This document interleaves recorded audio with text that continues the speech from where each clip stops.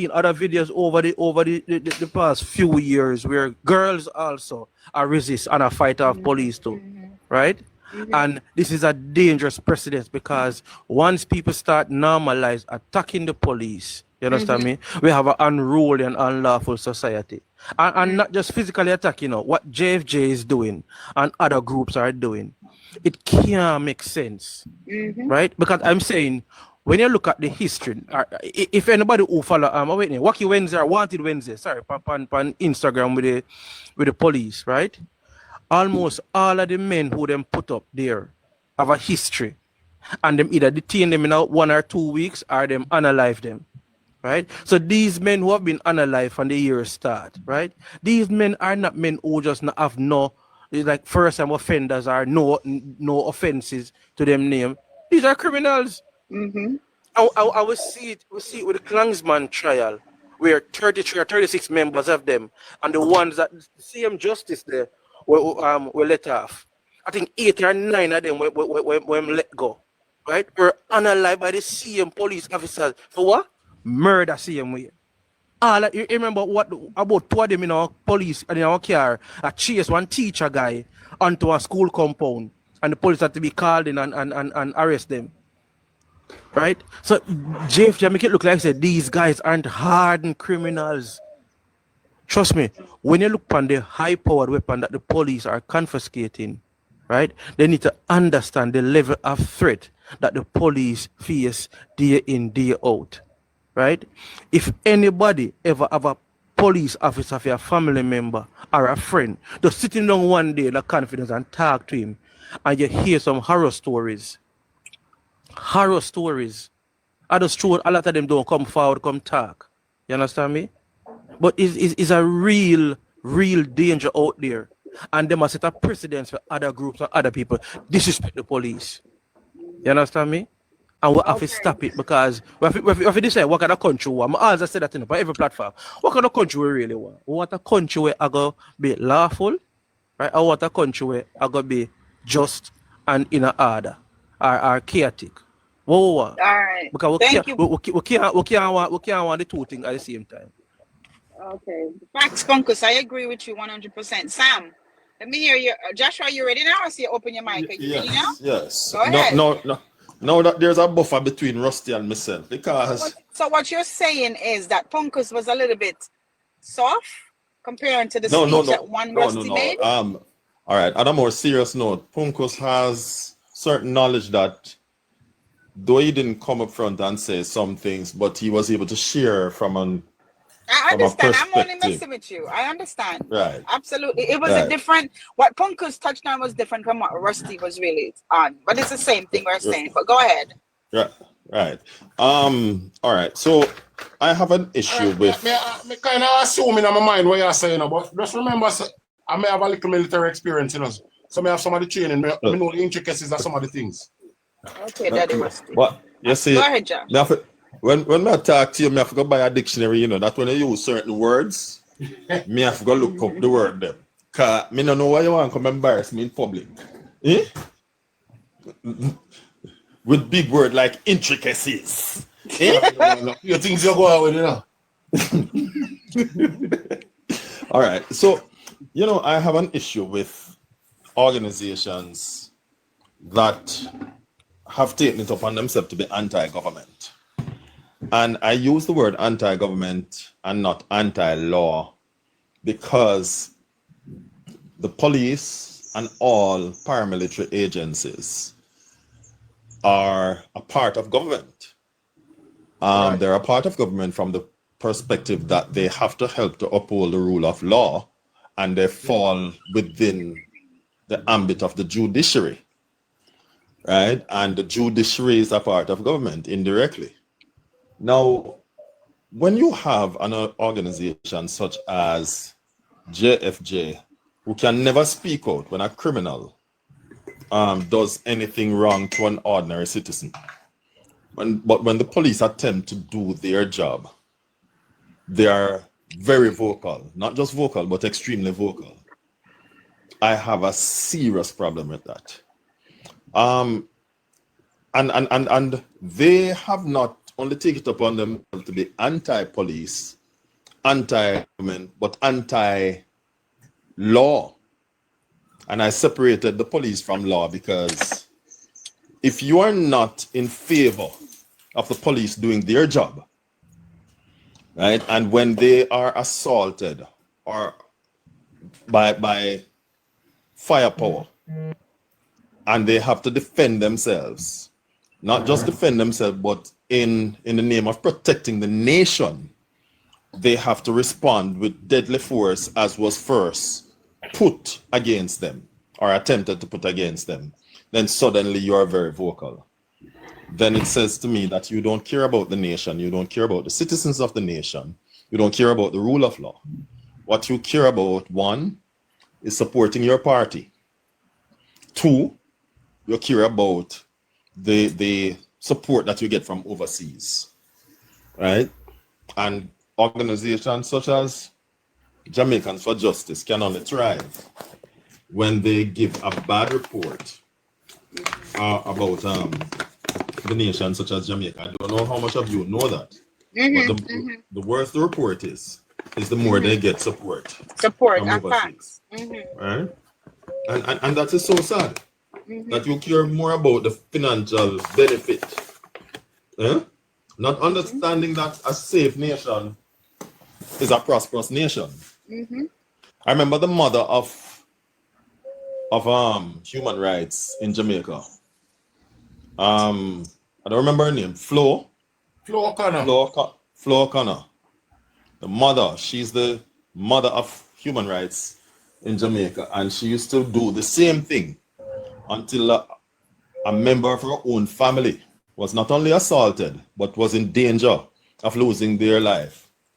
And people and the same police had to intervene, and after that we heard nothing from her.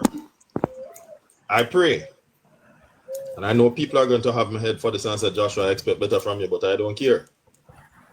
I pray that these people at Jamaicans for Justice, who seem to find their tongue when the police has to do their job, that a member of their own family come under extreme physical violence by criminal entities, right?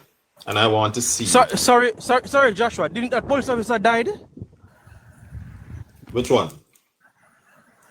The one that was defending Flo O'Connor, family member. I think he passed away during that ordeal, you know. I think so. It's just that I don't remember for certain, so that is why I didn't go all the way. Right? But it's and then they were planning on look, she has a member in the military, a member of her family in the military, and they were planning violence against him. And same police again had to tip her off. Same police that them don't like. Yeah. And I cannot support anybody. I have a brother, you know, and I'm going to land now. My younger brother, 6 years younger than I am, who one day talked about you know the usual rhetoric against police. And I said to him, you know what, I would hope that at the time it was not even JLP that was in power, it was PNP that was in power. So this is not because of politics. And I said to him at the time, I said, I hope to God that the government scrap the police force. Scrap it at least for 1 month. And I said, the house that you live in and own it, you have to stay in your house and pay rent. Too bad man for it. And I said, I want to see who you call upon at that time. And he never said a word again after that. Right? I cannot support anybody who has bad to say about the police. Yes, you have rogues within the force. You can't get away from that. And it's not just Jamaica. Right? But what we need to do is to weed out the rogues and penalize them. Right? That is why you have Indicom. And you have other organizations. But to wholesale protests against the police, you're telling criminals that you have a right to do what you want to do, and we will always back you. I land right there. All right, thank you, Joshua. Sam? Even. Good Even evening. everybody. Big up to everybody on the panel. Father Joshua, I didn't hear you in a while. Listen, man, I'm with the police 150%. And you know, me always get into argument with people because me always voice my opinion. Say me on the side of the law because even if a minority not agree with the law, majority will benefit from the law. Because without no law, it can't be no country, it can't be no peace, it can't be no Jamaica, it can't be no country at all. Cause if the police was bad, I don't believe that the entire world would have police in that countries. So that's the one to show you say the police is the way, the law is the way to go. Not to mention I have a son who is a police officer. And you know, he sit down and explain to me last time we did Jamaica, and he said, Daddy, yeah, last time, sometime last year. He said, Daddy, look here, me need a car. You need to help me get a car. Me say, why? He said, Daddy, this work is so dangerous, it's not even funny. Because he said when he leave work at 3 o'clock in the I can't remember the hours, but some late time in the night and for reach home my yard, knowing that he's a police and he out there and carry out the law, and people will always tend to try harm them in need. I'm looking to it and I say true. I help him to get a car. But you know, I always wonder why people tend to oppose the police. Knowing that if the police, imagine, we have a police force. And people are kill people every day and chop up people and do all kind of things every day. With the police present. Imagine without the police for 2 weeks, what Jamaica would have looked like. No law for 2 weeks, no police call. You want to come out the sun? For 2 weeks. No wonder what Jamaica would have looked like. You know? The very same people them who attack against the police. It's the very same people them. JFJ we attack. If bad man go up and go fire someone shot, the first person I think to call is the police. You know? So me can't see how people can voice against the police. Which in, you know, like people always say, you have some police where go out of hand like a bit, but yeah. And I have never had that experience.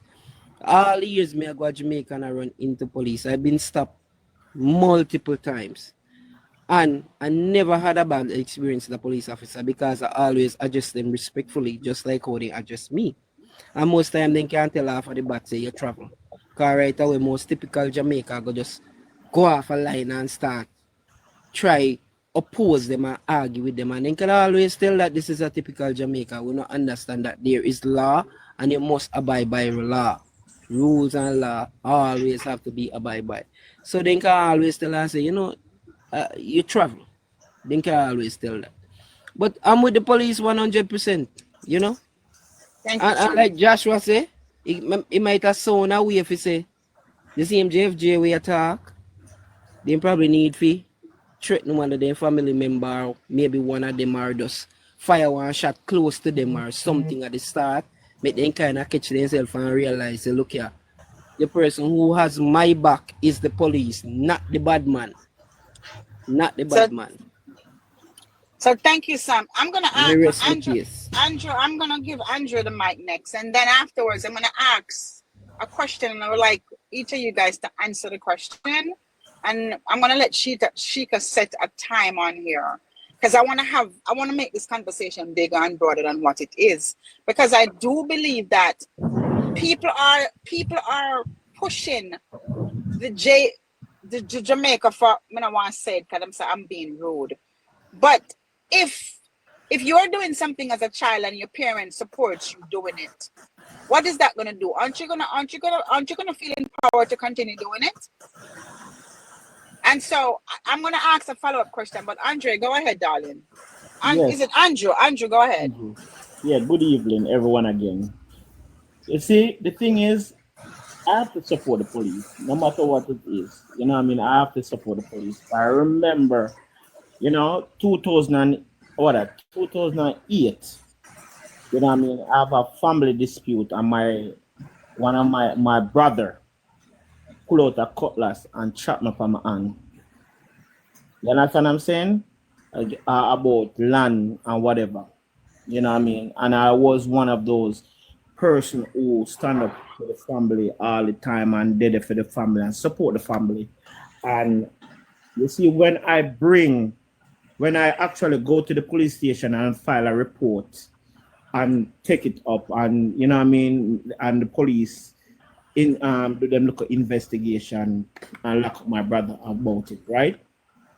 His father, that's why I know that in Jamaica right now is changing.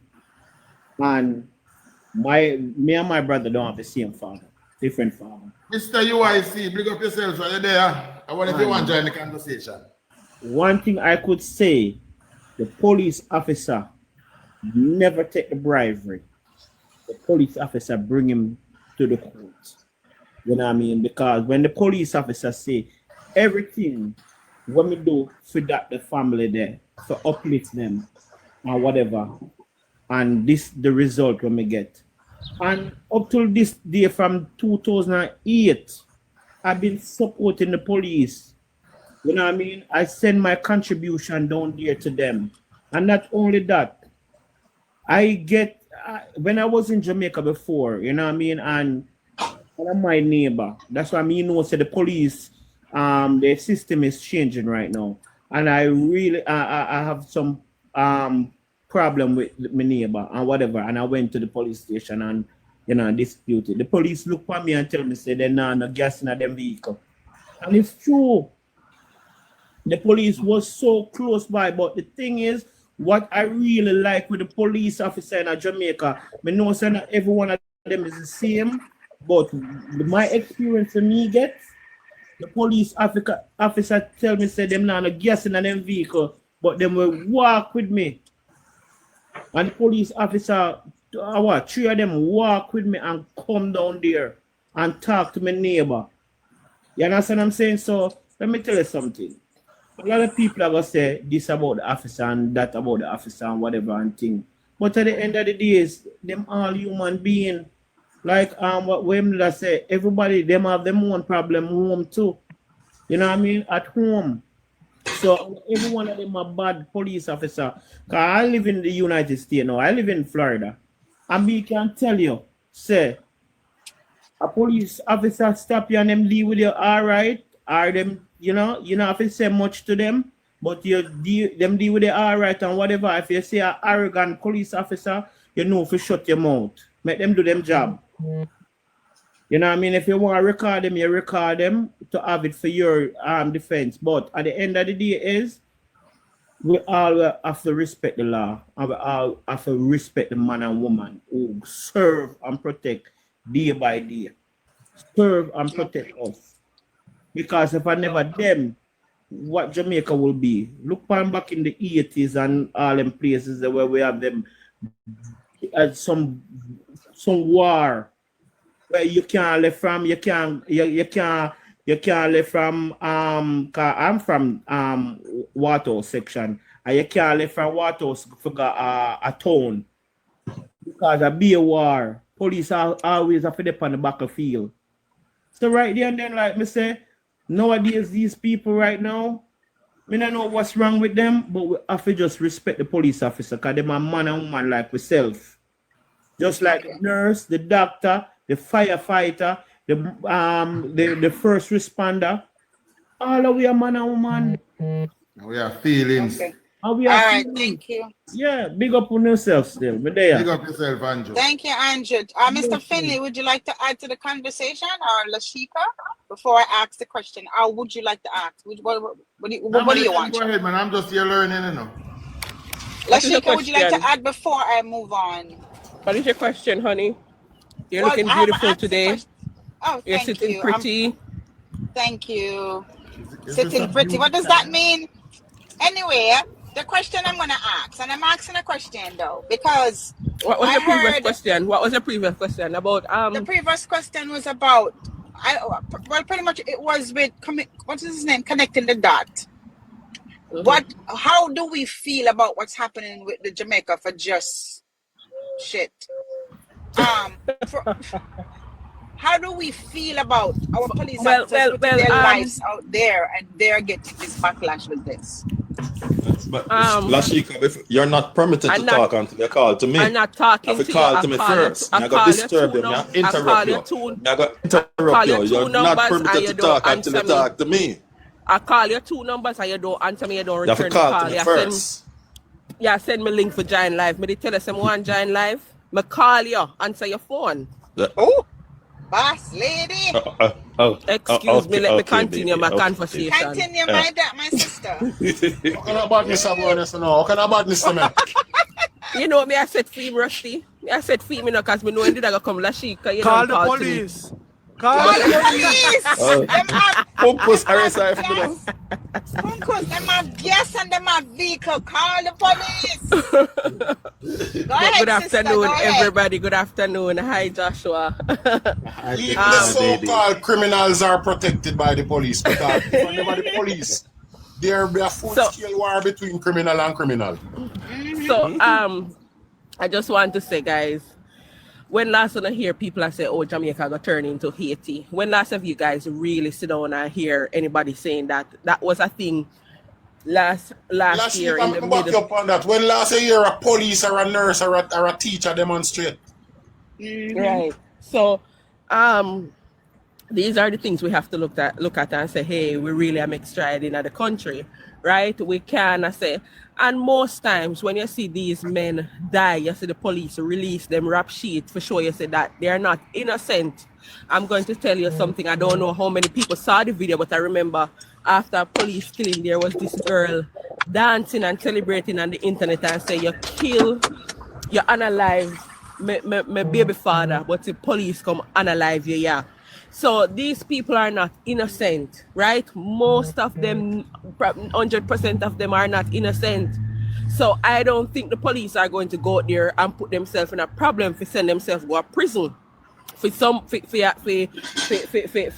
kill innocent people. For what? For exactly what?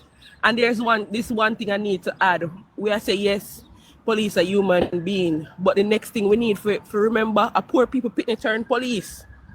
Poor people pitney turn police. You know, see Matalan son a turn police. You know, see Mark Golding son a turn police. You know, see Andrew Holness son a turn police. A poor people pitney turn police. We're very selective in when we want to deal with poor people and ghetto youths, right? Very selective. Or them not come from the privileged homes, so police can deal with me. But most police don't come from privileged homes, right? So we have to know, and as Punku say, totally agree, we have to know what we want. We have to know which side of the law we are going to depend, right? Where we're there in the society. We don't need a protest right now. At this time, I'm not see we're justified. Honestly, I don't see where them can say, yeah, we are do this. Them for go on. Look how the country calm and cool. Them need to go. They should have gone a long time. Jill, Thank you, sister. Big up, just on one liner.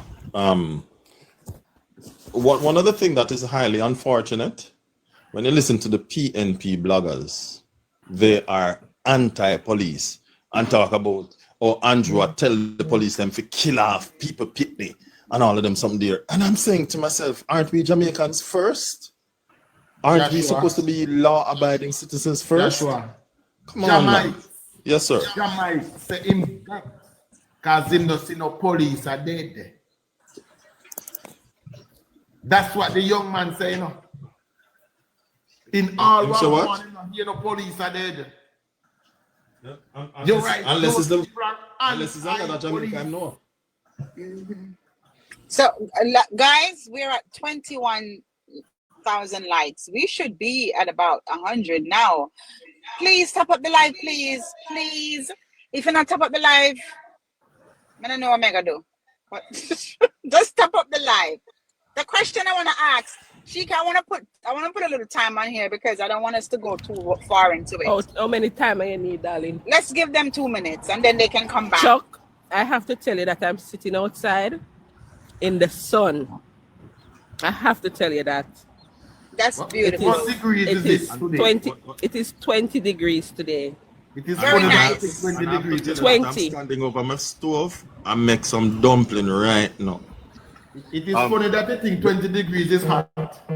Good afternoon. Can I chime in now because I really have to go? Yeah, but hold on. I'm gonna ask the question. You always have to go. You know where you are running. Ask the question. Hear this way. I've been sitting in the box listening to all you guys as we speak about that individual from JFJ who is organizing a protest against the police. Do you guys remember Flo O'Connor of blessed memory? How she used to do the police I remember trouble? the name. I want you go back and take a look. It's an unfortunate incident that happened to her. But after that, because she was one of them who was so much in the corner of those perpetrators of crime, but then crime came to her doorstep and she went silent after that, you know. Not that she was unalive, but there was a big incident that took place there. But I've said this to say that until acts of crime walk upon that lady who is leading the charge against the police, who is doing such a good job against crime, feel the hands of crime, of criminality in Jamaica, or in terms of unaliving and things of that nature, then I think she will speak differently. Because I did not hear her when the Cherry Tree Lane incident took place. I did not hear her when the unaliving of that young man did to his family with the children. Those people needed justice just the very same way. And I want to big up the men in blue in Jamaica, keep up the good work. And as Macmillan, as to those people from the other side, would up to say, oh, the police are unalive youth. Me pretty much sure say, the police not see a youth man on the road and unalive him. When them challenge the police, what happen?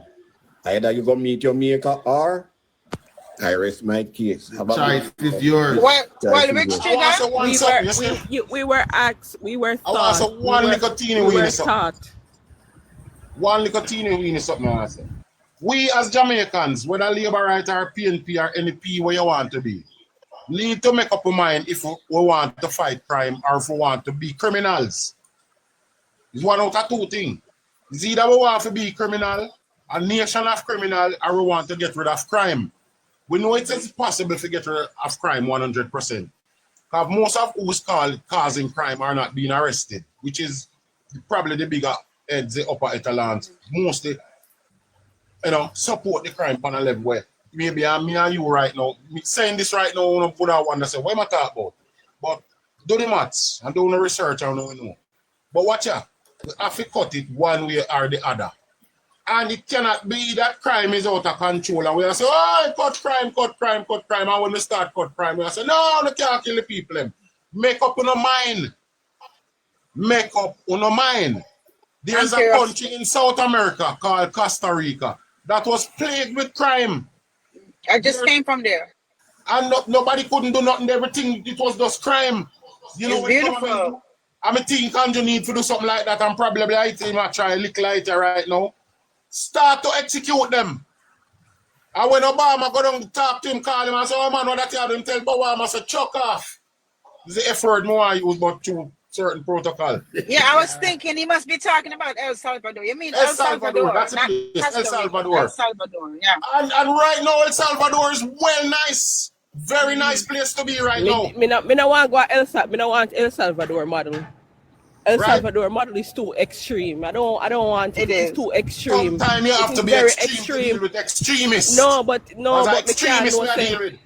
No, me can't know say my son. She can come kill you and your mother and your father and the dog and the puss. No, me can't know say my son. Trigger, you have to send me and Sheikah a big heart. Send Sheikah a heart and send me an address. You can't come back up here.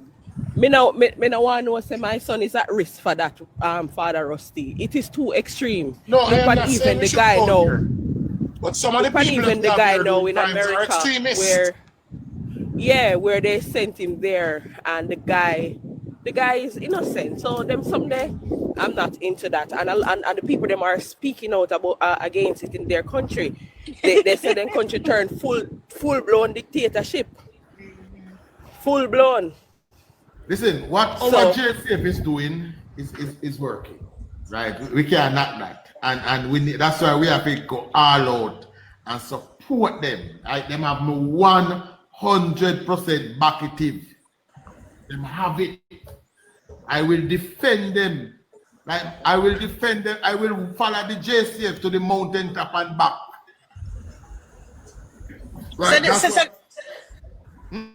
All right, Punkers, listen. To the mountaintop.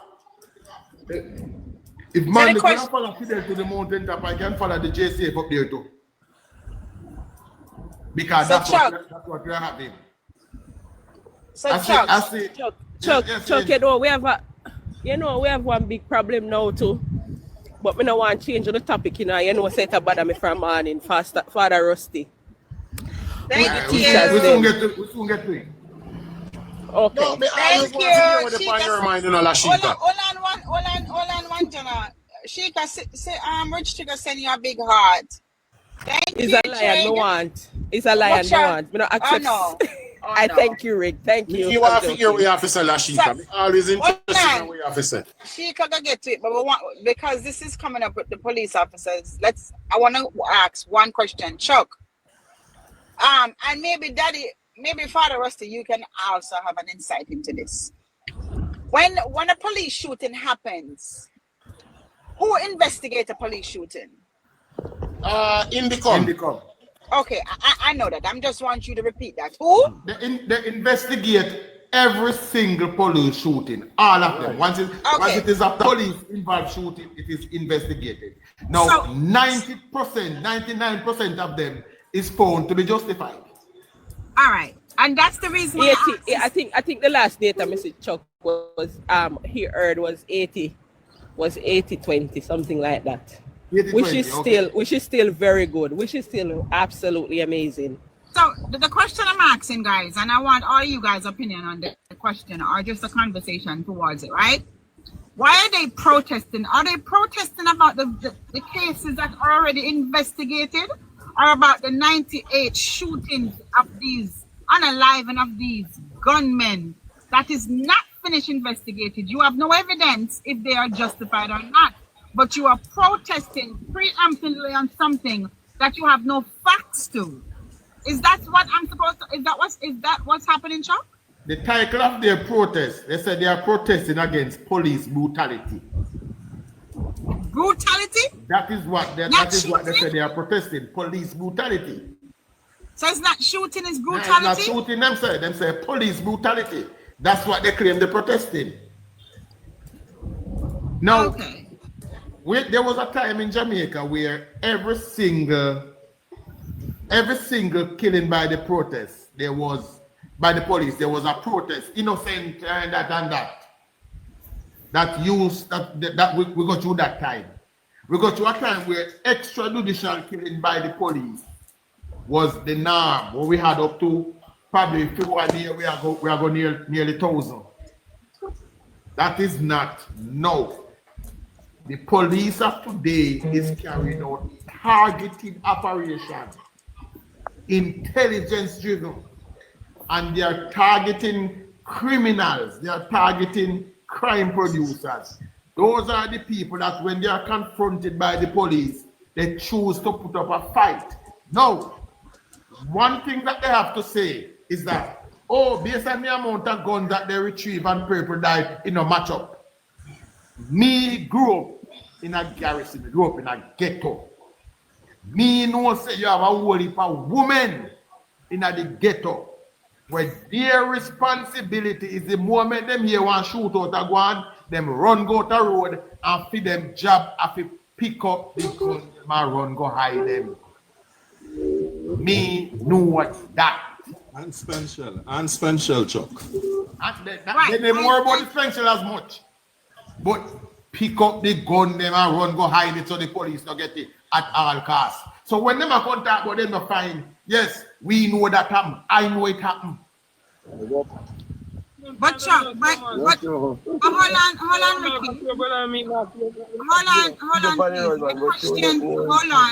My questions, is he talking to someone? Yeah, I think it's the background. So my questions, I'm still want to understand, and I hope my viewers, that everyone in the chat I want to understand, Chuck. Are they protesting? What is the evidence? Can you give me the amount? What they are protesting is extrajudicial killing, according to them. Right. So I want to know, one, Jenna, what is the evidence? How many people did Indigo say this is a police shooting that was unjustified? What is the number? Where is the evidence? And how are you protesting this without this evidence? That is what I want to know. 2025, Indicom has not ruled at any of those as unjustified killing. Exactly, I know that. We have so none. what is it? And collecting the knot is closer to the force, so maybe he can answer a little better. But since 2025, there has been no unjust shooting by the police as based on Indicom investigation. Connecting the data, am I correct? But Connecting that. I'm here. I just don't speak when others are speaking. Right. So the question I'm asking, can you tell us what is, as Chuck said, 2025 from Indico? Have there been any cases where they say that this is an unjust police shooting?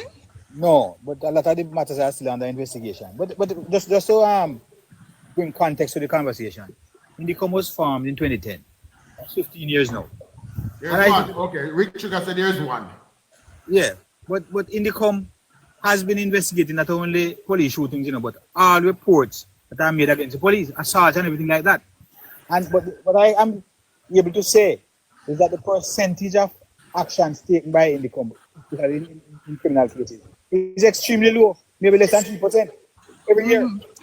So this so-called protest by JFJ is not justified, and I think their call is wrongly placed. I have never heard them say that call upon the persons who are unalive to surrender when the police approach them. They have never called upon them to stop unaliving people. Listen, let me say something to you. There was a time in Jamaica where the police is afraid to do them work. Yes, afraid to do them work because of Indicom. I know Indicom alone, I know Indicom alone. When the PMP na police feel like post up JFJ. And only Indicom and JFJ. But when the PMP na they then find all kind of way call the commissioner, call Connecting the data, a couple of weeks ago, I was speaking to a friend of mine. He is a 35-year veteran. Guys, if you hear no noise, I'm sorry, the rain fall. I can't help it here. All right. A 35-year veteran. He's a 35-year veteran of the JCF. Yes. And he was telling me that during his time, especially in the 90s, he said the police force was initially being run by Danai Williams. You can't get no promotion unless Danai like you. Danai was being given police protection. Well, in fairness, I know of some persons who use this influence to get them promoted. But I can't say that I know of some persons who essential. Right? That was all the PMP run the police force. You understand what I'm saying? And that is why their unaliving rate has been so high. I want to give a little stats. I love to give stats. In the 1980s, just over 400, average of 400 per year, criminal suspects were unalive. And the unaliving of Jamaicans average 402. So I'm not trying to make any correlation between the two. Just use that as an example. Unaliving coming down from 844 under the PMP and came down to average 400 and odd. Well, correspondingly, 400 and odd criminal suspects were unalive in the same period. The unaliving rate is still holding for quite a few weeks now at 37%. Just holding at 37%. What that means is that at the end of this year, we should see unaliving below 800. That is what the JFJ is trying to prevent. But I think they are being directed by a hidden hand, by an outside force, by that Orange Army, if you ask me. I would agree with that. Yes, they are being directed by the Orange Army, and they are a surrogate of the Orange Army. But what that would mean, is that for quite some time now, we are being labeled as the unaliving capital of Latin America and the Caribbean for quite a few years now. What I am seeing when I look at the chart is that Jamaica will pass about 10 to 11 countries this year, 2025. But I can only guarantee Jamaica this if they vote for Jamaica in the next election. If they vote for the Jamaica Labour Party. And by voting for the Jamaica Labour Party, they would vote for Jamaica. So, but we can't afford to stall what is going on. We can't afford for this to turn back, The police is taking back the space. They are not afraid. They are highly trained. They are highly resourced.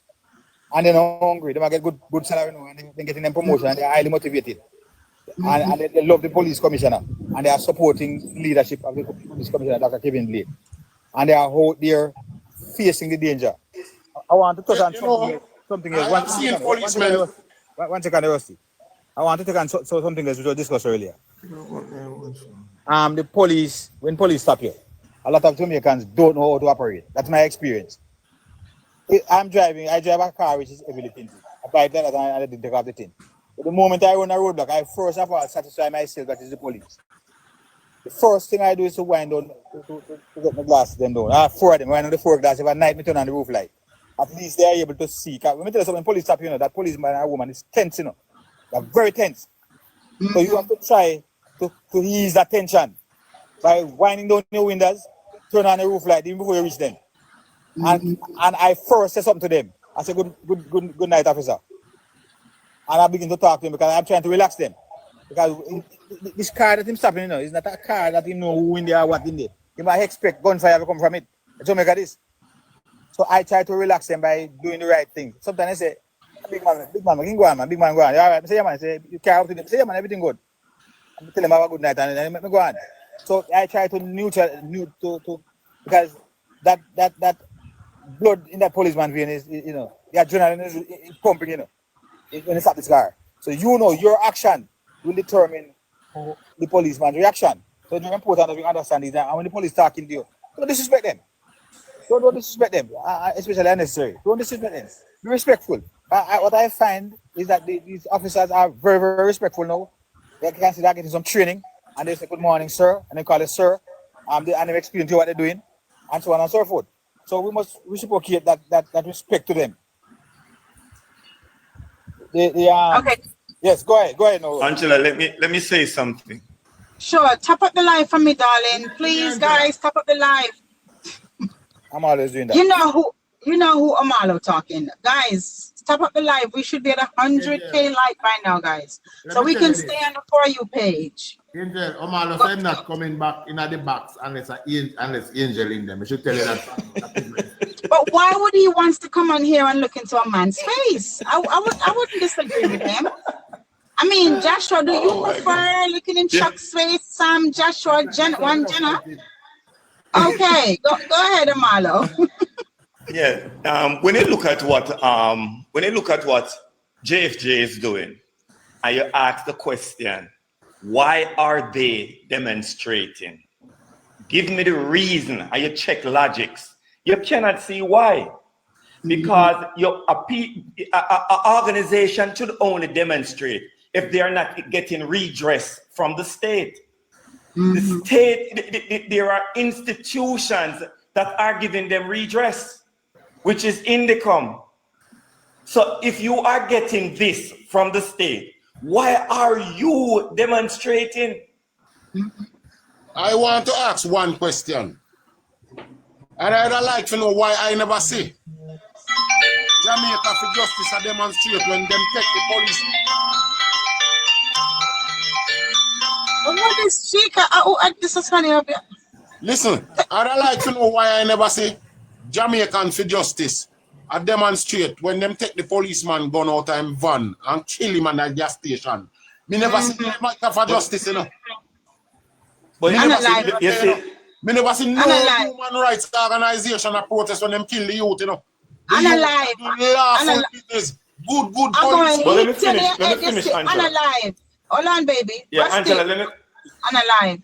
I want to strike let me finish. And destroy that youth, a good youth, Don't work and I go home to them family, and just happen to be wrong place, wrong time, Drive in a robbery, and not even aware of what was happening, And then just pick up him pistol here off of the seat. And that was it. Oh, you never see JFJ. Facts. All right, let me finish. Hold on, go ahead, Amalo, finish. Yeah. So when you're not getting it, most organization, that's when they stand up against the state, when they're not getting redress from the state. Yeah. This is not happening. We have institutions in place that are carrying out these process investigation and giving the people of Jamaica the redress that they need as to what is going on within their police force. It is not just the police, it is not just Indicom who investigate the police, you know, because you have an organization also inside of the police force that investigate the police force. Yeah?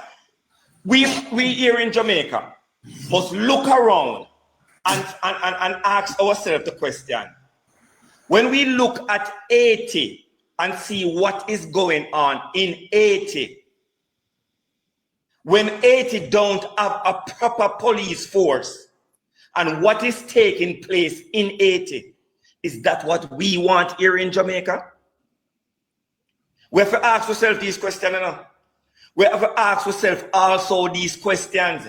What are the motive behind people want to disturb the good happenings that is going on in the police force? What are the reasons behind this? In an era of where the JFJ should have known that this is a political year and a political season, and any decision made like these going to be politicized. Why would you then do it? So these questions have to be asked of these people. Why you do the things you do when you know that there are things happening that will draw certain, people to think a certain way. And when when people with sense look at these things, they can only see one thing, is that the People's National Party is not that they hate the police force, but they hate everything that is good that is happening under Andrew Holness. It is not just the police force. It is everything that is good that is happening under Andrew Holness. If it's good for Jamaican, they have to criticize it.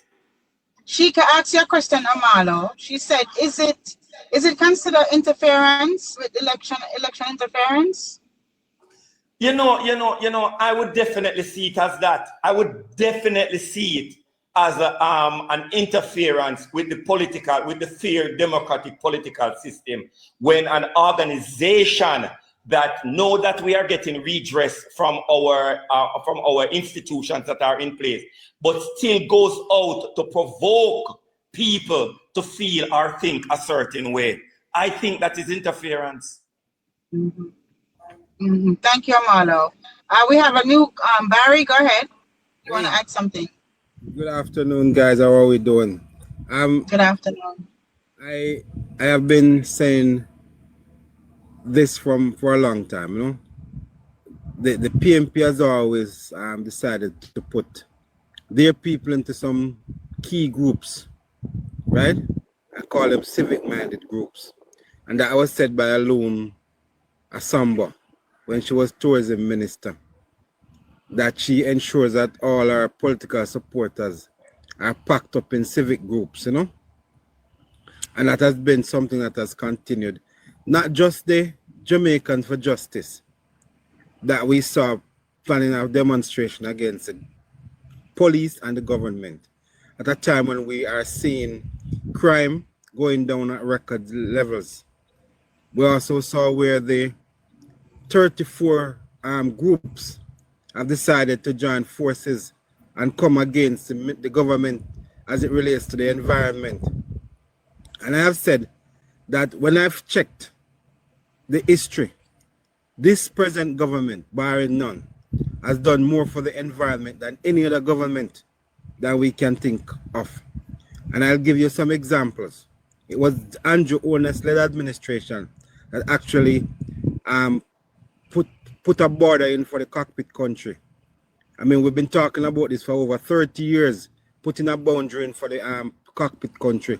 And nobody actually decided to take it on because they wanted to actually continue mining into the cockpit country and wasn't bold enough to make a decision. Andrew Holness government made a decision.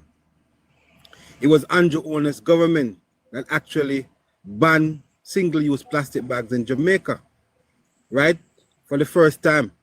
It was Andrew Holness-led government that actually banned styrofoam use in Jamaica. It was Andrew Holness-led government that actually banned the use of plastic straws in Jamaica.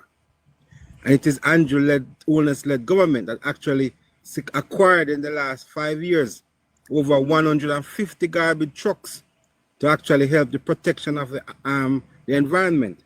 It was also Andrew Holness-led government that actually take the initiative to plant 3 million trees. So we talk about government in support of the environment. While they may have said that they're putting some points forward for the government and the opposition to discuss, to actually come together, 34 groups, is signifying that, listen to me, we are actually coming out against the government at a time, in a time of election when we see that the populace of Jamaica is supporting the government. And we want to be an opposition to the government because we are supporting the opposition. And we have seen it from JFJ, now we are seeing it from the environmentalists. And who next? I mean, we soon hear this lady come out where she's some corruptions are. We soon hear Trevor Monroe, we soon hear all of these people coming out against the government. But all I'm saying to all of us here, 131 of us, let us continue to spread the message of hope and prosperity for Jamaica under the Andrew Holness-led administration. We have chosen Jamaica and they have chosen Jamaica. And we believe that the best organization, the best government to actually take us to prosperity, or continue to lead us to prosperity, is this Andrew Holness-led administration. I'm landing. Thank you. Anybody want to add? I'd like to say something briefly because I'm in and out. I'm trying to be domesticated and cook at the same time while being a part of this. Same thing me I do to Joshua. But you sit down in one place. I'm get up every minute. Cold stove is sit down one bar. So my fried chicken back, you can't leave it too long, man. You have to get up. You get up. What if you give yourself? Go on, Joshua. Mr. Martin, greetings, sir. Mr. Martin. Barry? Sir Barry. Unmute your mic, Mr. Barry. Greetings. I'm domesticated to I'm cooking. Logs. You But see, hold so, on, I didn't know men cook. I mean, where can I find one? Barry, Look here. Barry, don't answer. She out of order. Don't answer. She out of order. I have to answer. You ladies want to cook when you don't feel a mind and want to cook what you don't please for. And them out in no business and we can't bother. Me no want no argument because we want my little comfort later, so me no want the argument. So me just have to. That's why I don't have to cook. I agree with you, sir. You know. What did you say, Rusty? You want your COMFAT later? Yes. Or is it CUMFAT? Yes, right, CUMFAT. Yeah, I don't have to cook. Mr. Chef is going to cook. Yes. Go ahead, Josh. I'm out no long in my bedroom, brother. Me cook. That's good, Rusty. I like that. I need a Rusty. I need me a Rusty. You can't have two long things in the bedroom. It's only one. Paula, you cook every day now, darling. I never found that. All right. So go ahead, Joshua. We know if we catch him and them in a ANG, we know how to catch them. When we say we have what it all or no. Guilty as charged. Guilty as charged.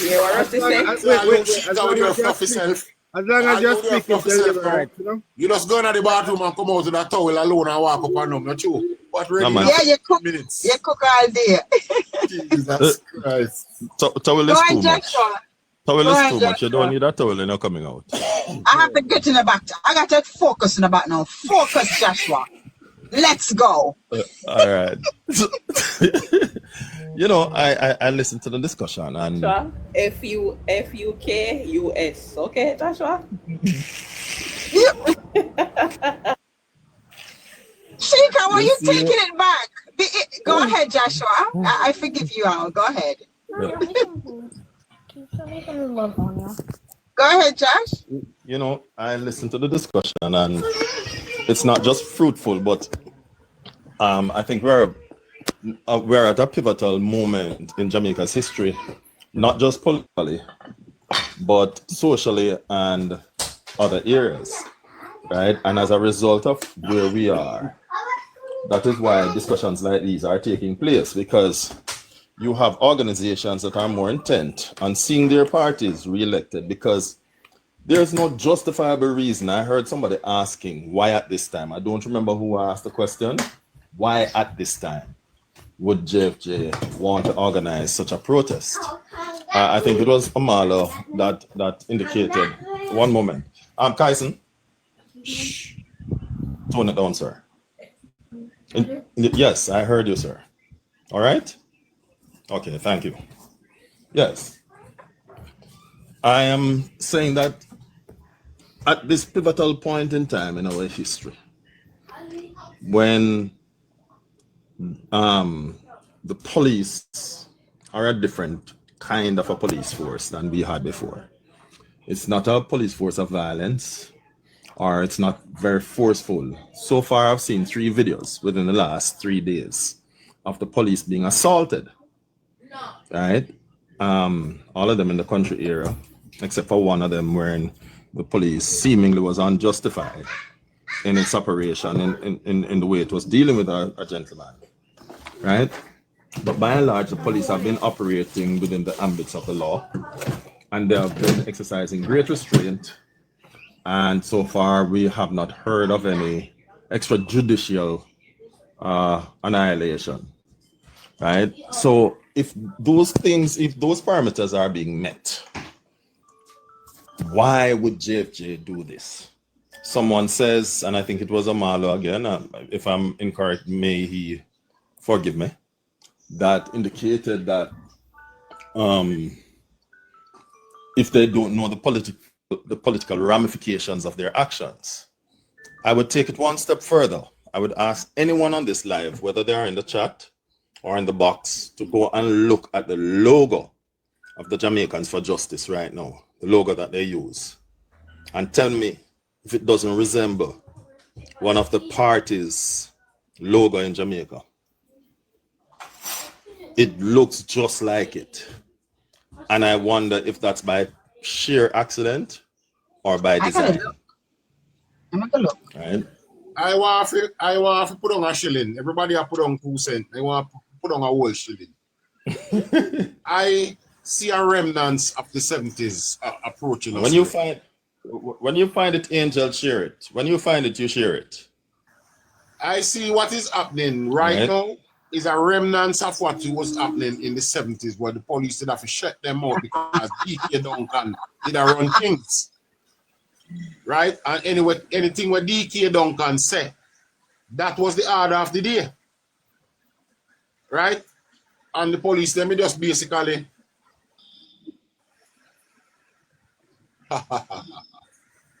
Do you guys see that? Yeah, the fist is a socialist thing, you know. Yep. But I tell you, some of these people use these logos and they don't know what it means, you know. Not just a socialist thing, the People's National Party, to be exact. That's the logo that they use, apart from the head. The People's National Party, it is being used around the world. No. I am not saying no. I am making it local because we're having a local issue right now. I am saying that the People's National Party, that's the one they use. It's just that the color is different. But nonetheless. So now, to continue, what did I say? Me see a recurring of the 70s with Wagwan and the PNP. Only this time, they're not in government. Right? Them use the police as them have a mind in the last, in the 70s, to lock down the JLP workers and lock up and shoot Mike Henry and Pernell Charles and box down Babsy Grange and deport her. And lock up all the JLP shot Warmington too. Don't forget them shot Warmington. Yeah, man, and shoot Warming. Yeah. And shot Babsy some box in her blouse and skirt and deport her. Babsy. Right? And deport her out her own country back to Canada. And like, but the only difference is this time they're not in power. So they don't have the control over the police. So what they're doing now, they might try to use these little organizations now to try to see if them can bring down the police. or try to turn the police head towards them. If have I noticed something about the JLP, you know, Rusty. I noticed something about the JLP this time around. The JLP is very smart, you know. They are very, very, very smart. They are doing some things I don't even want to highlight it, but I think they are making some smart decisions. Like Anjo smart, you know, because you see Anjo is a trained, what I call him now. He's I think he's either one, him alone, or two of them in the as member of parliament that has done political science. Yes, him have that under him belt. And him grow with the best. Mr. Edward Philip George Siaga. So he's no fool. And a scratch him a scratch for worm. You understand? Him have him worm there, don't have to scratch. Him know what him a do. Right? So that is why I beat the PNP right now. Them can't go around him. Partisan did want them, you know. Many years ago, many moons ago, Partisan did keep on meeting with about 6 of them. And say, you see this boy, I see I got train him, don't take him light. Right? But them wouldn't listen. Now we're seeing the evidence of it. Him is not an idiot. Him know what him do. He's very strategic in what he's doing. And him have the police them and basically the civil servants at his pleasure right now, as his leisure right now. Because the first thing what him do, him fix them business, him make certain them have food, shelter, clothing, and money to spend. Them can't beat that. Them have nothing to say. No reason why them would go against the government right now. They are well sorted out and taken care of. So, what the PMP is planning on doing, not going to work. It's going to work against them.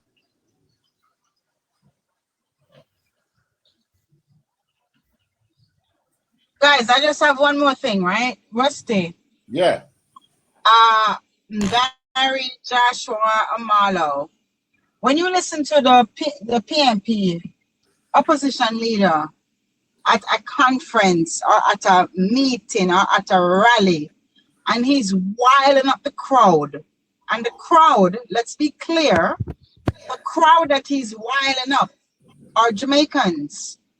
Yes, they might be PMP, but they are Jamaicans. And when he's in that crowd, wiling up the crowd and telling them that the police attack out with pitney them, and them do these things to with pitney them and analyze for pitney them, and when he is doing this type of campaigning and speaking on the police force, what type of damage is that being done? You want my answer first? You want my answer first? Go on, man. They need to put laws in place or change the laws that when you say things like that, you can be locked up and charged with treason.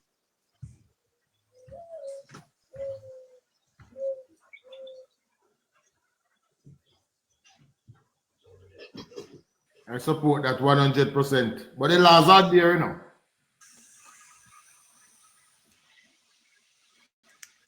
Can I come in now?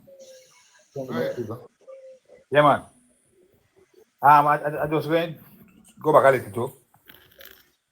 The police knows who the criminals are. The police know them. I can tell you that. And they are going after them, and they should go after them.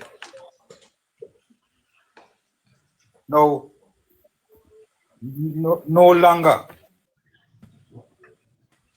to a statement like that can cause civil war, you know. You can have unrest against the state because of a statement like that, you know. That should not be allowed to get heard without. Which statement? No freedom of speech should allow you to say that on a public stage. Listen.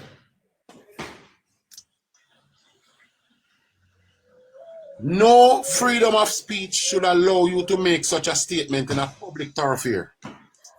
You're talking about Golden? Yes. Okay. Well, I thought you were talking about me. No. Come on. Anyway. Yeah, because he was speaking and he What was is happening drunk. to them now? Let me tell you what is happening to them now. They have used the security forces in the past to win 1976. They came back and they used them in 1997. But you realize that each time they use them, they're in power, you know. And somebody rightly said. They came back 97 and 2001 to use them to invade the Valley Gardens.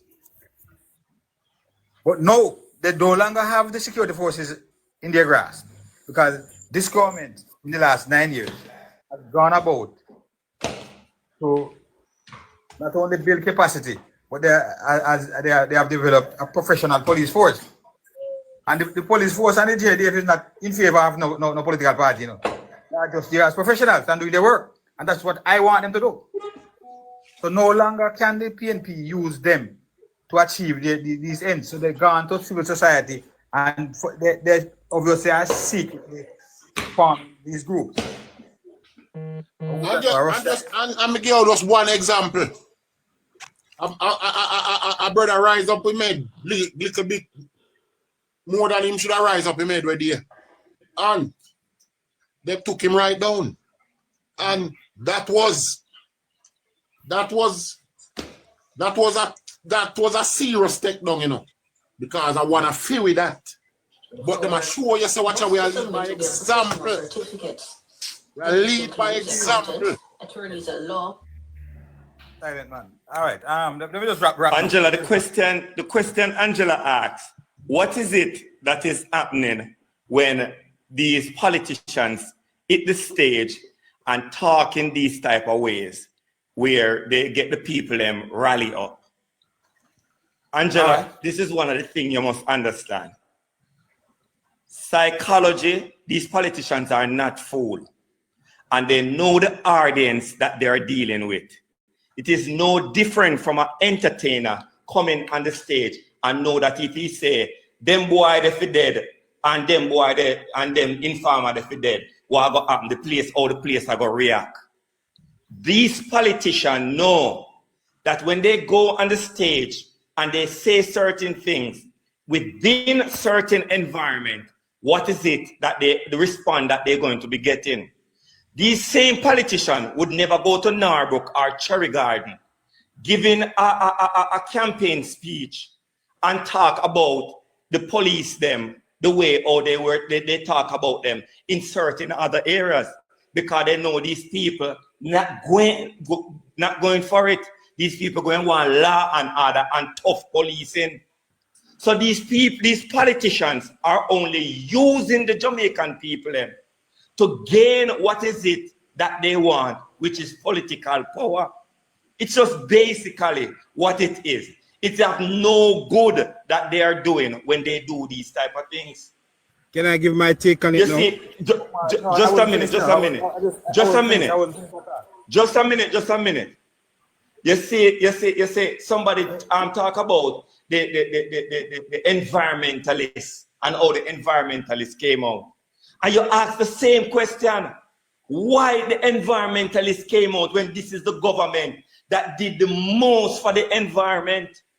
This government put net at the gullies to catch the plastics and stuff that are going out in the sea. One time when they used to fly over Jamaica and look down in the sea, the amount of garbage that was in the sea. So it's an orchestrated plan put together to help organize these so-called NGO groups to be against the government and use the platform that they have, that media houses come and give them, to echo what is it that they have. Yeah? To say it's an orchestrated plan.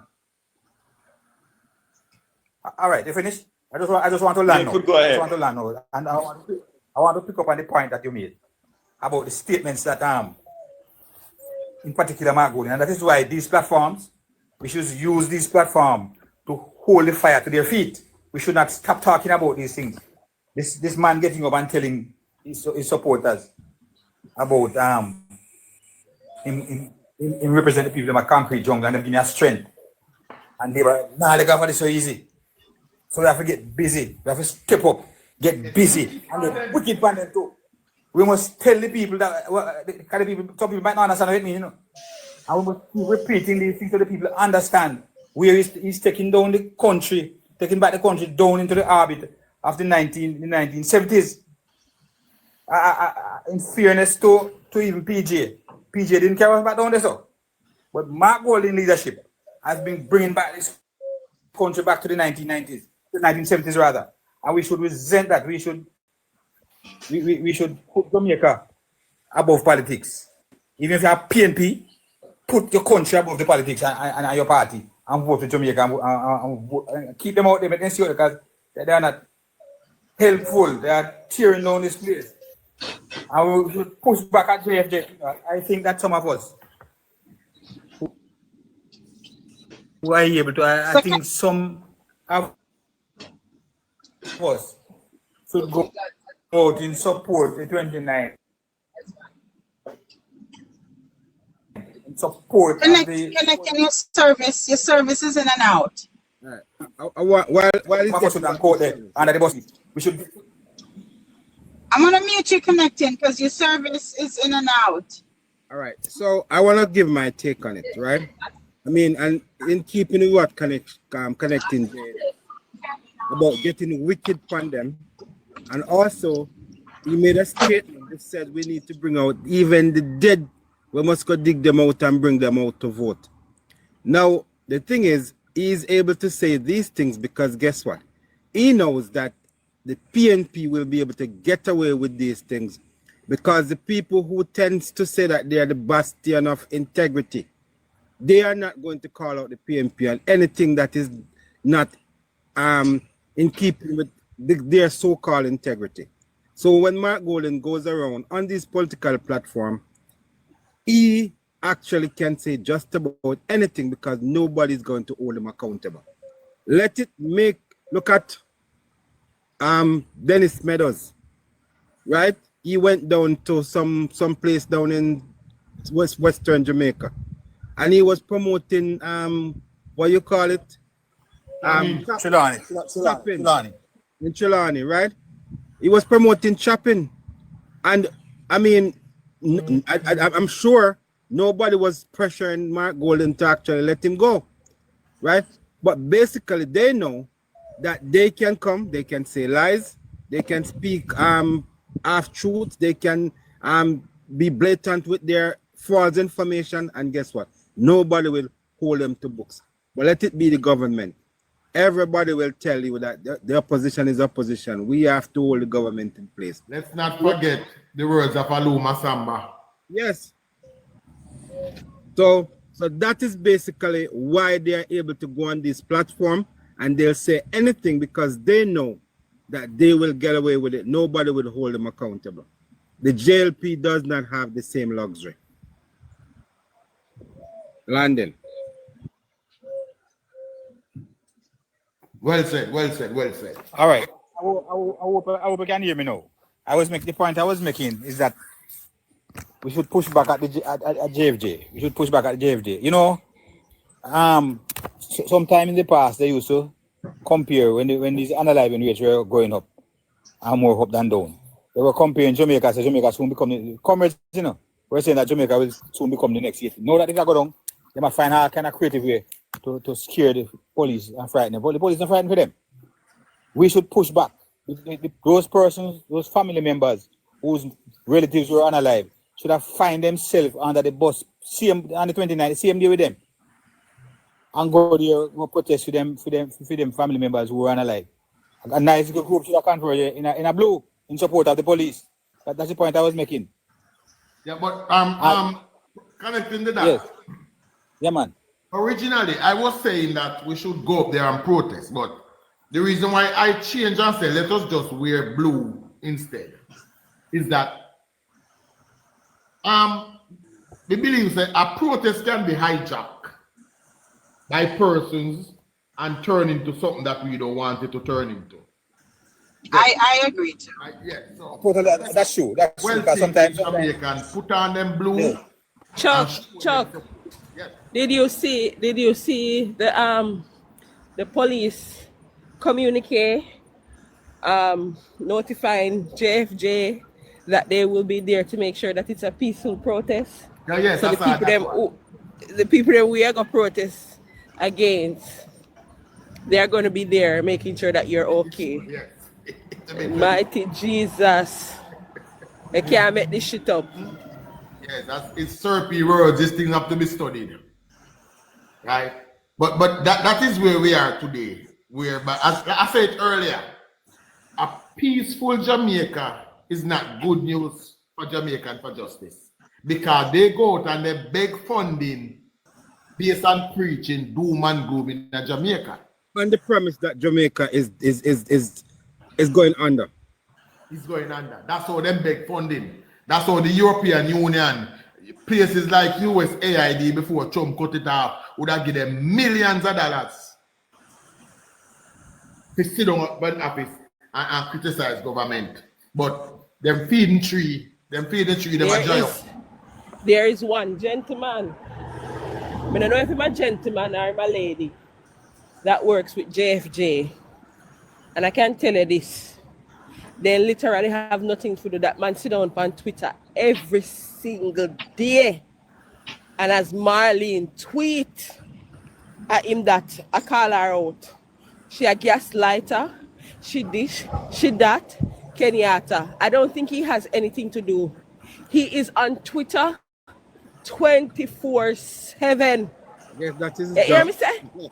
He had police. Him don't have nothing to do and call out the government. You got a group like JFJ, and nobody can win on this one. A group like JFJ. What would daily operations for JFJ be? What do they do? The same thing that I just mentioned. Exactly. Nothing. No man, they're on Twitter. No, JFJ in its infancy, right? Would have actually been under the likes of Dr. Carolyn Gomes and those people who started JFJ, right? They were very conscientious in terms of their discourse. Back in the days, they supported people who had issues with the state, right? Even issues possibly that they could not fund, you know? So JFJ would come in and provide some funding for attorneys and so on, you know? In justifiable situation where people were wronged by the state. I mean, it doesn't necessarily have to be police killings. It can be somebody may have had an issue with the state, re some estate, re some wrongful dismissal. You know what I mean? And JFJ, yes? I don't ever remember the image of the very same Dr. Carolyn Gomes leading the 70-year-old man out of prison that was languishing there for 40 years. 40 years, yes. No? You remember that image? Yeah, man, I remember that image, man. Since Dr. Gomes left the organization, what has they done? It was captured by some political operatives, and basically that's what happened. What have they done? What have they done was to make sure that every police commissioner resign from carrying out their duties. That's what they have done. 7 of them under their watch. That's what they did. So, but and also if you notice, Blake is not letting their statements slide or let them statements just stay out there and people are saying, yes, JFJ said this, as JFJ says something, he's gonna respond. Blake is he's gonna put out a communication to clarify all that needs to be clarified. So him now make them bully him out of job just like what he did with the other commissioners, right? Them tell people resign. No.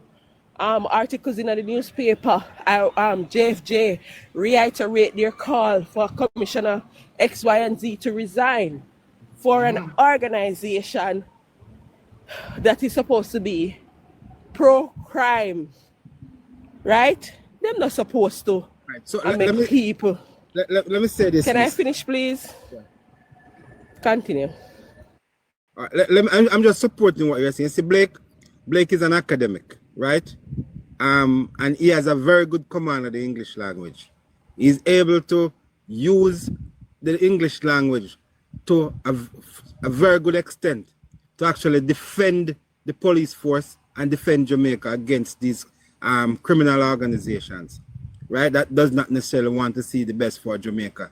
And if you'd have listened to his publications or his response to these organizations, you realize that he is not necessarily very confrontational in his tone, but he's very pointed and he's very direct.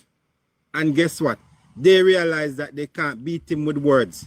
And so sometimes I think they are going to be laying off him in the very not too distant future because the police and Jamaica is going to win.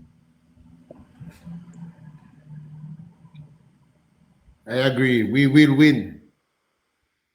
Right. But that's what they sit and do. That's what them sit and do. Put everybody under pressure. With them have the fully pulpit and them have the so-called media behind them that every time them cough, it is on the front page. But what is happening now, and we have to give some credit to a nationwide who realize that these people are not for Jamaica. Nationwide, so far I can see, is the only media house we have realized that. But come on, the people are not fear. When scandal break out about the hush money scandal and PMP and Mark Golden offering Senate seat and housing trust board, and they ask them to comment on that. Oh, we don't want to get involved. But Andrew Holness used the wrong title paper and them concerned. That Chuck Nationwide caution me last night. Yeah, them cautioned me last night. I went off on PJ Patterson last night and them cautioned me. Them said I don't have to go that harsh if I can't find any better words to use. And I was like, I respect the Prime Minister's office, but I don't have to respect who is in there serving. And PJ Patterson was a Prime Minister that I didn't respect none at all. Yeah? Because before, not to stray away, well, let me just tell you why they did what they did last night. Because they were asking me to find better word. PJ Patterson made a statement. And the statement PJ Patterson made, because PJ Patterson is still making statement that Jamaica supposed to look to the BRICS. And that was one of the dumbest things I've heard from somebody that say they understand geopolitics. So I said he should just shut his mouth and just wait until the day when he leaves us. It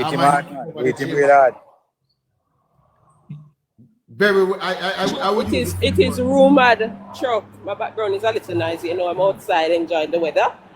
Chuck, it is rumored that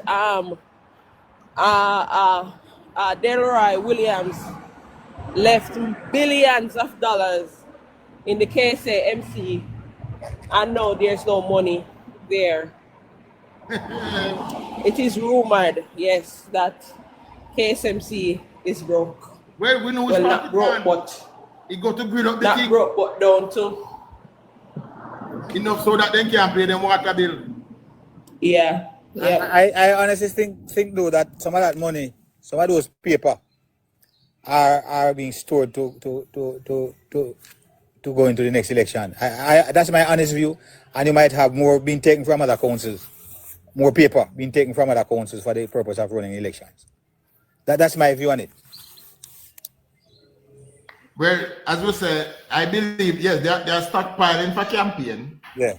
But I don't think this Jamaica Labour Party, as Sheikah would have said earlier, and everybody agreed that this Jamaica Labour Party is operating on a different level. Lots of us may not see it, but nothing is being left to slide, right? And when the time comes, all of them partners will get called up. We already know, we have them on tape already being free with the KSAC money, right? So when all of this come out now, where the billions of dollars are gone, we remember so the mayor was walking around giving out brown envelope, saying I'm protecting backline, right? So we have all of that. So that rumor, Sheikah, is not that far-fetched. It is not that far-fetched. It is highly possible. it is highly likely that there's I don't think that Make curry chicken back almost ready. I don't think that Lawrence Rowe is finished with them yet either. No, me and Lawrence Rowe on a report say look out for me. So I'm gonna be interesting. Yes, man. You gonna finish with them? Yes, man. Lawrence Rowe said listen out for me, I'm gonna be interested. Grill up the thing. Anybody didn't see Lawrence Rowe crossing the floor coming? You must have been blind. I saw that from 100 miles coming. Well, right now, if Lawrence Rowe decides to cross the floor, we will welcome him with open arms. Him and all his information. You don't Chuck. I saw Lawrence Rowe crossing the floor coming. I saw that coming. Chuck. Yes, Chuck. Chuck, just a minute. Go on. You see, why you calling Chuck, Amalo? Why you calling for Chuck? I'm here. Go ahead, darling. Okay, Andrew. Yes, Andrew.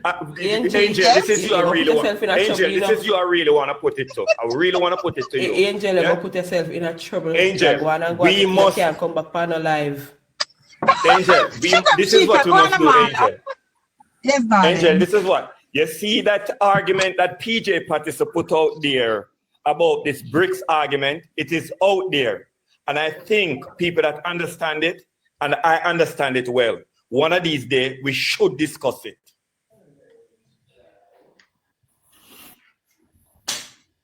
Hello, what did he say about BRICS? He said we should look to join BRICS.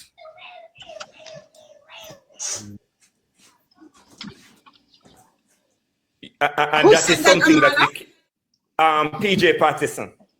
Okay. Yeah, PJ Patterson said we should look to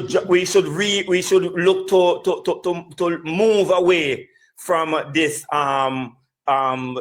like we are confined to America and look now to join BRICS. Yo, when you understand geopolitics, you would understand that what PJ Patterson is saying is rubbish. No, but not just that, Omalo. What does it sound like to you? What does it remind you of? It is the 70s. Socialism. Socialism. When Manley was pulling away from his closest neighbor and looking all the way up to, towards Europe. Russia. Right? But I wonder, we have not learned as a nation. As a nation, we have not learned. And we saw the destruction of such a move then. And believe that because the times are different, the repercussions will be different. And that is something we must discuss and put out there to show the danger of these people policies when it comes on to economics and the sacrifice that they will make to put Jamaicans out there just to fulfill their ideology. That means we can't allow PJ to give us a last lick, because this would be his last lick. You remember when you were kids? I wouldn't mind 90 and some months. Well, Omalu, I was on a live one day, you see, and I made a statement, and I quite similar to what you made. I said I wouldn't mind if he leaves us now, and I'm not talking about leaving Jamaica, but and of course I was taken on by a PNP, a particular PNP. I won't call her name. She said she used to like me until that day. And I said to her, how you feel like me until my bad one? But they are offended when you make statements like those. PJ runs the danger. As much as he wrecked Jamaica, he still had some level of respect. He still garnered some level of respect. And with what PJ has been doing over the last 2-3 months, I think he runs the danger of erasing all of the little respect that he had left. And I think sometimes it's best for people to keep their mouth closed and be considered a fool than to open their mouth and confirm that you're a fool.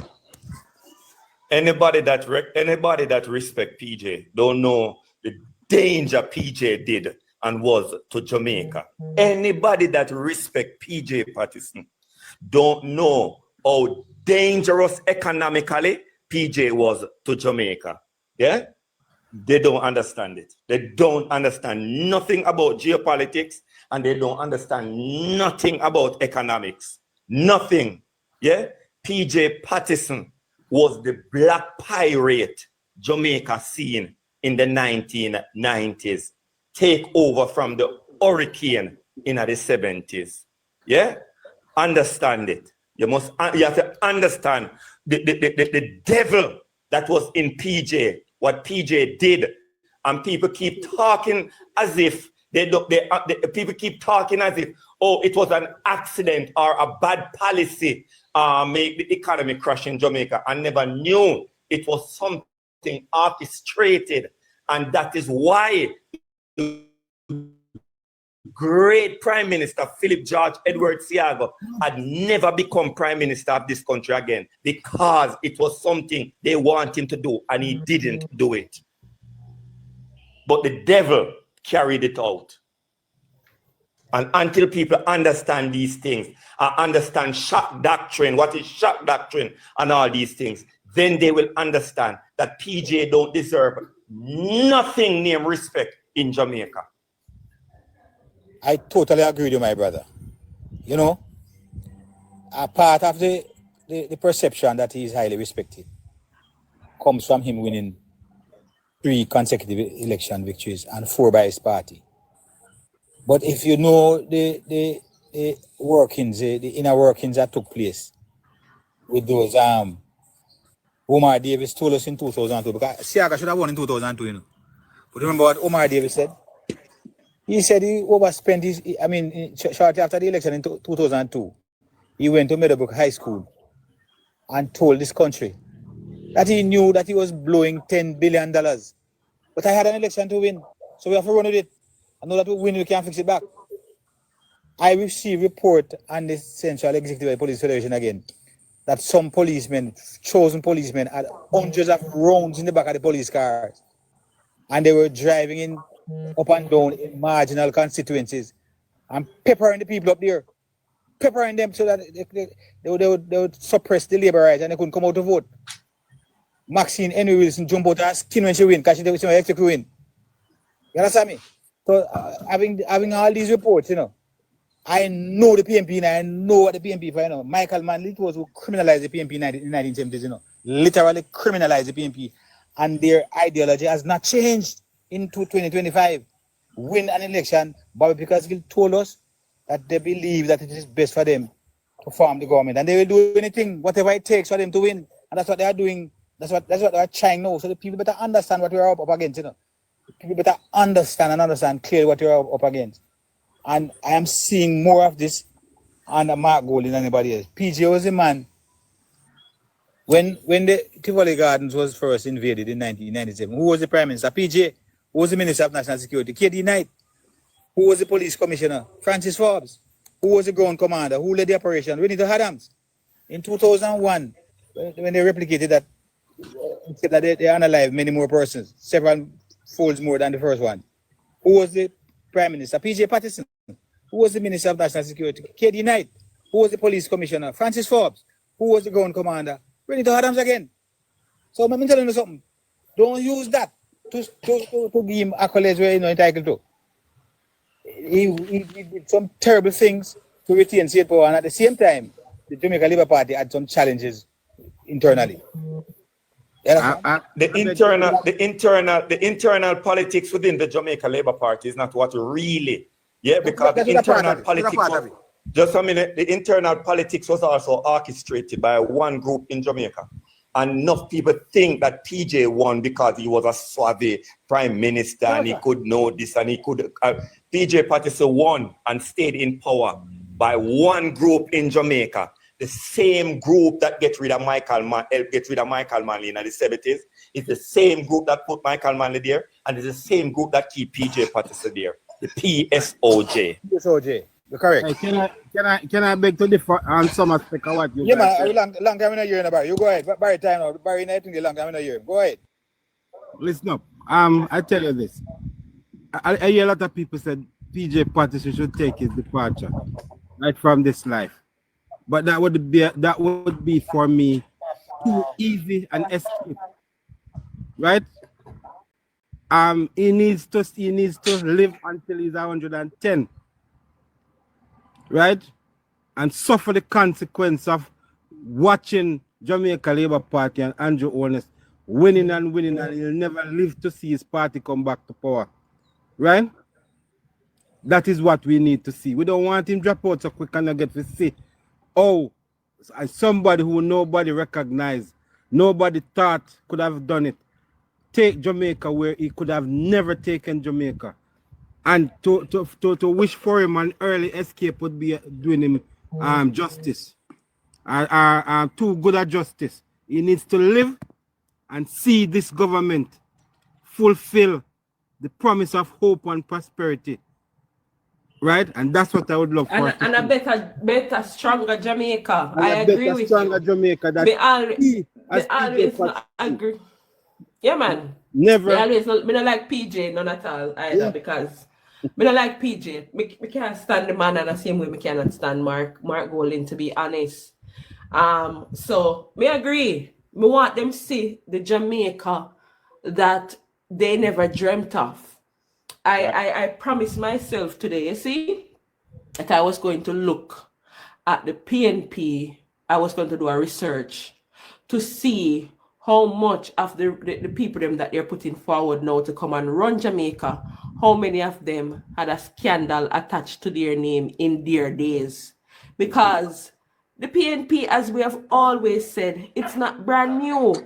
And I think I was on a live this morning where somebody said most of the PNP MPs, or even the previous ones, are multi-million, and some of them are billionaires, right? And they have never gone under the scrutiny that Andrew Holness go under, right? Andrew Holness sat in a government that wasn't even, in a party that wasn't even government for 18 years.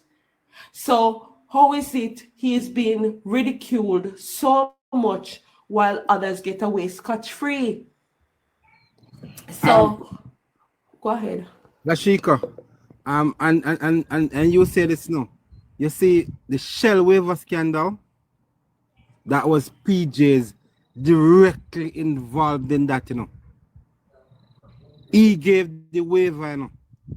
And nobody knows, nobody can say exactly how he benefited. But why would you give a waiver that is not necessarily in the best interest of your country for nothing?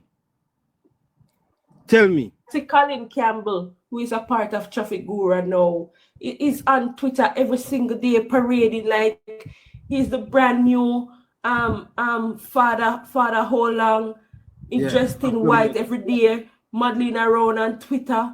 Oh, Andrew Holness government this, Andrew Holness is corrupt, Andrew Holness is this.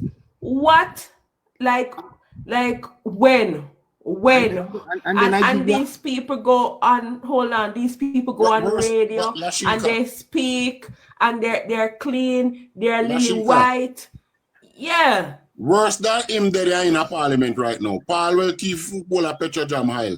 And him in a parliament right now, they are prison. See? Youthful exuberance. These are the things that I am talking about. Keep and I think $250 million in net serve money. I know we don't know what the net serve.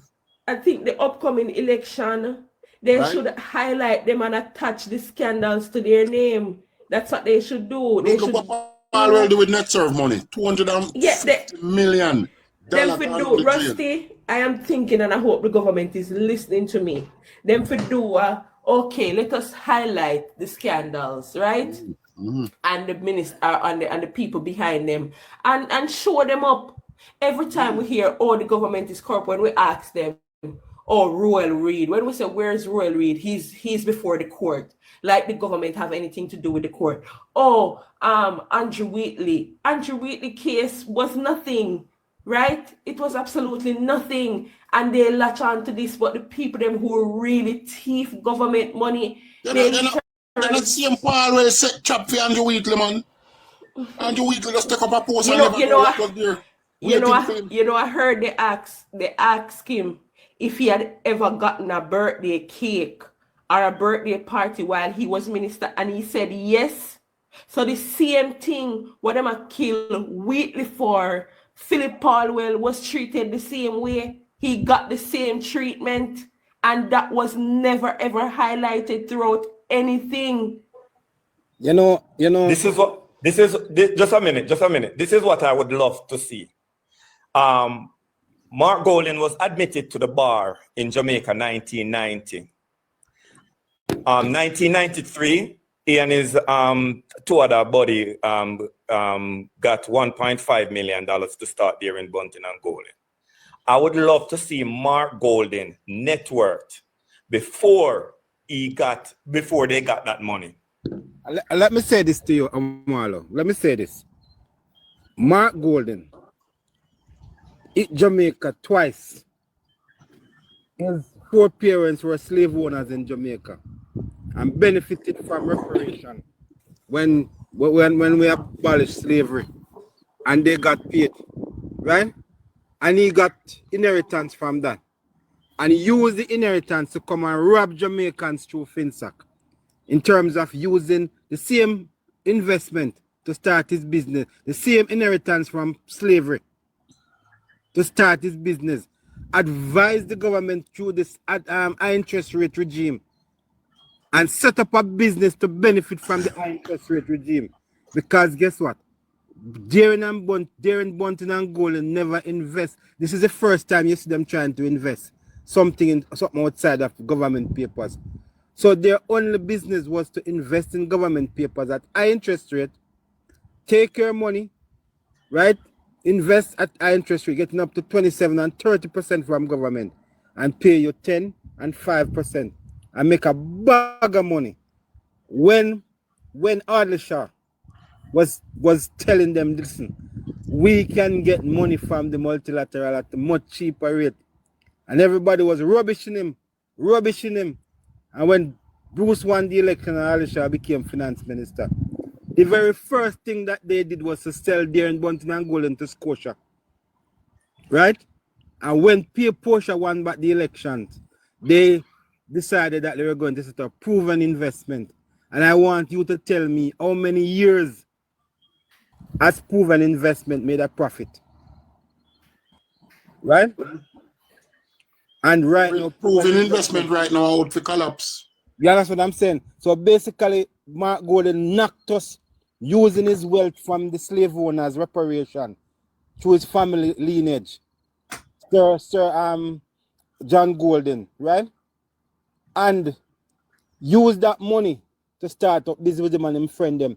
Advise the government through this high interest rate regime. Every day, Omar Davis are mapping up liquidity so we can tame inflation, right? And guess what? Nobody understands how it was benefiting these men, becoming billionaires overnight, right? Without investing, without putting one block on another.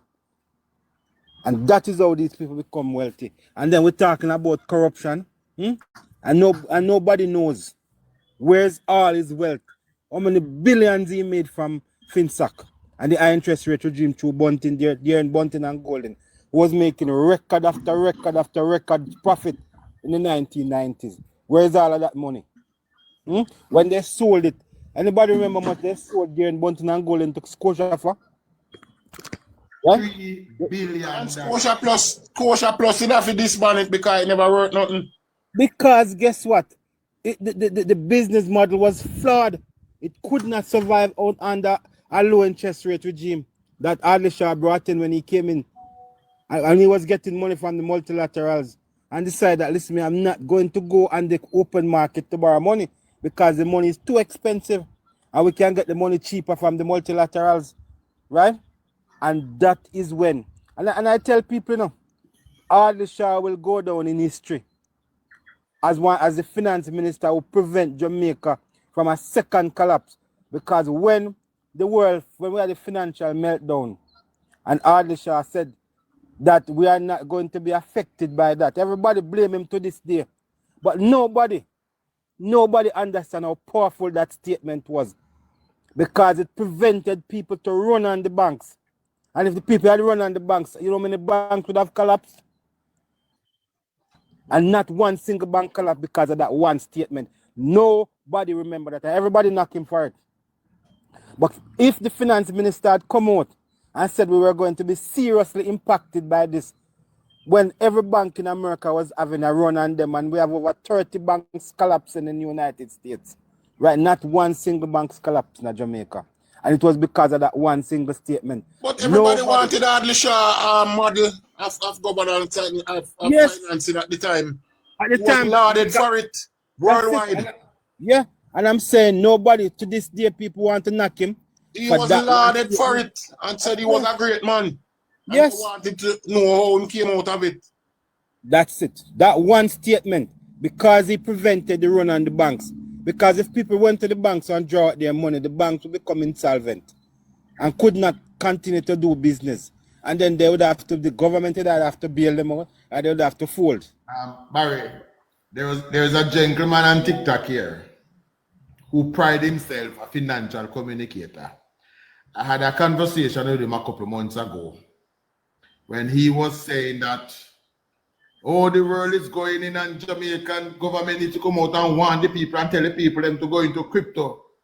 And I asked him the very question, I said, why would the government come out and throw a panic in the society? Why would the government come out and tell the Jamaican people, say, no, go run, take on the money out of the bank and crash the banking system?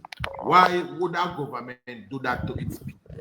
And that, like, I'm glad you mentioned that is the very same thing.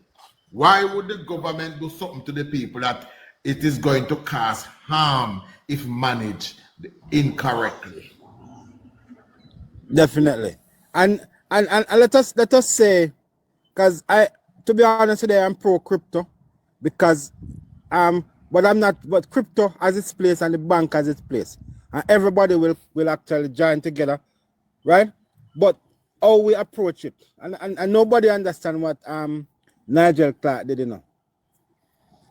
Nigel Clark, Jamaica, as a CBDC, Central Bank Digital Currency, right? It is there. Man, no upset Omalo, you know. Well, it is there, and it is there, and it is dormant. No, not a lot of people is getting into the CDC, Central Bank Digital CBDC. But guess what?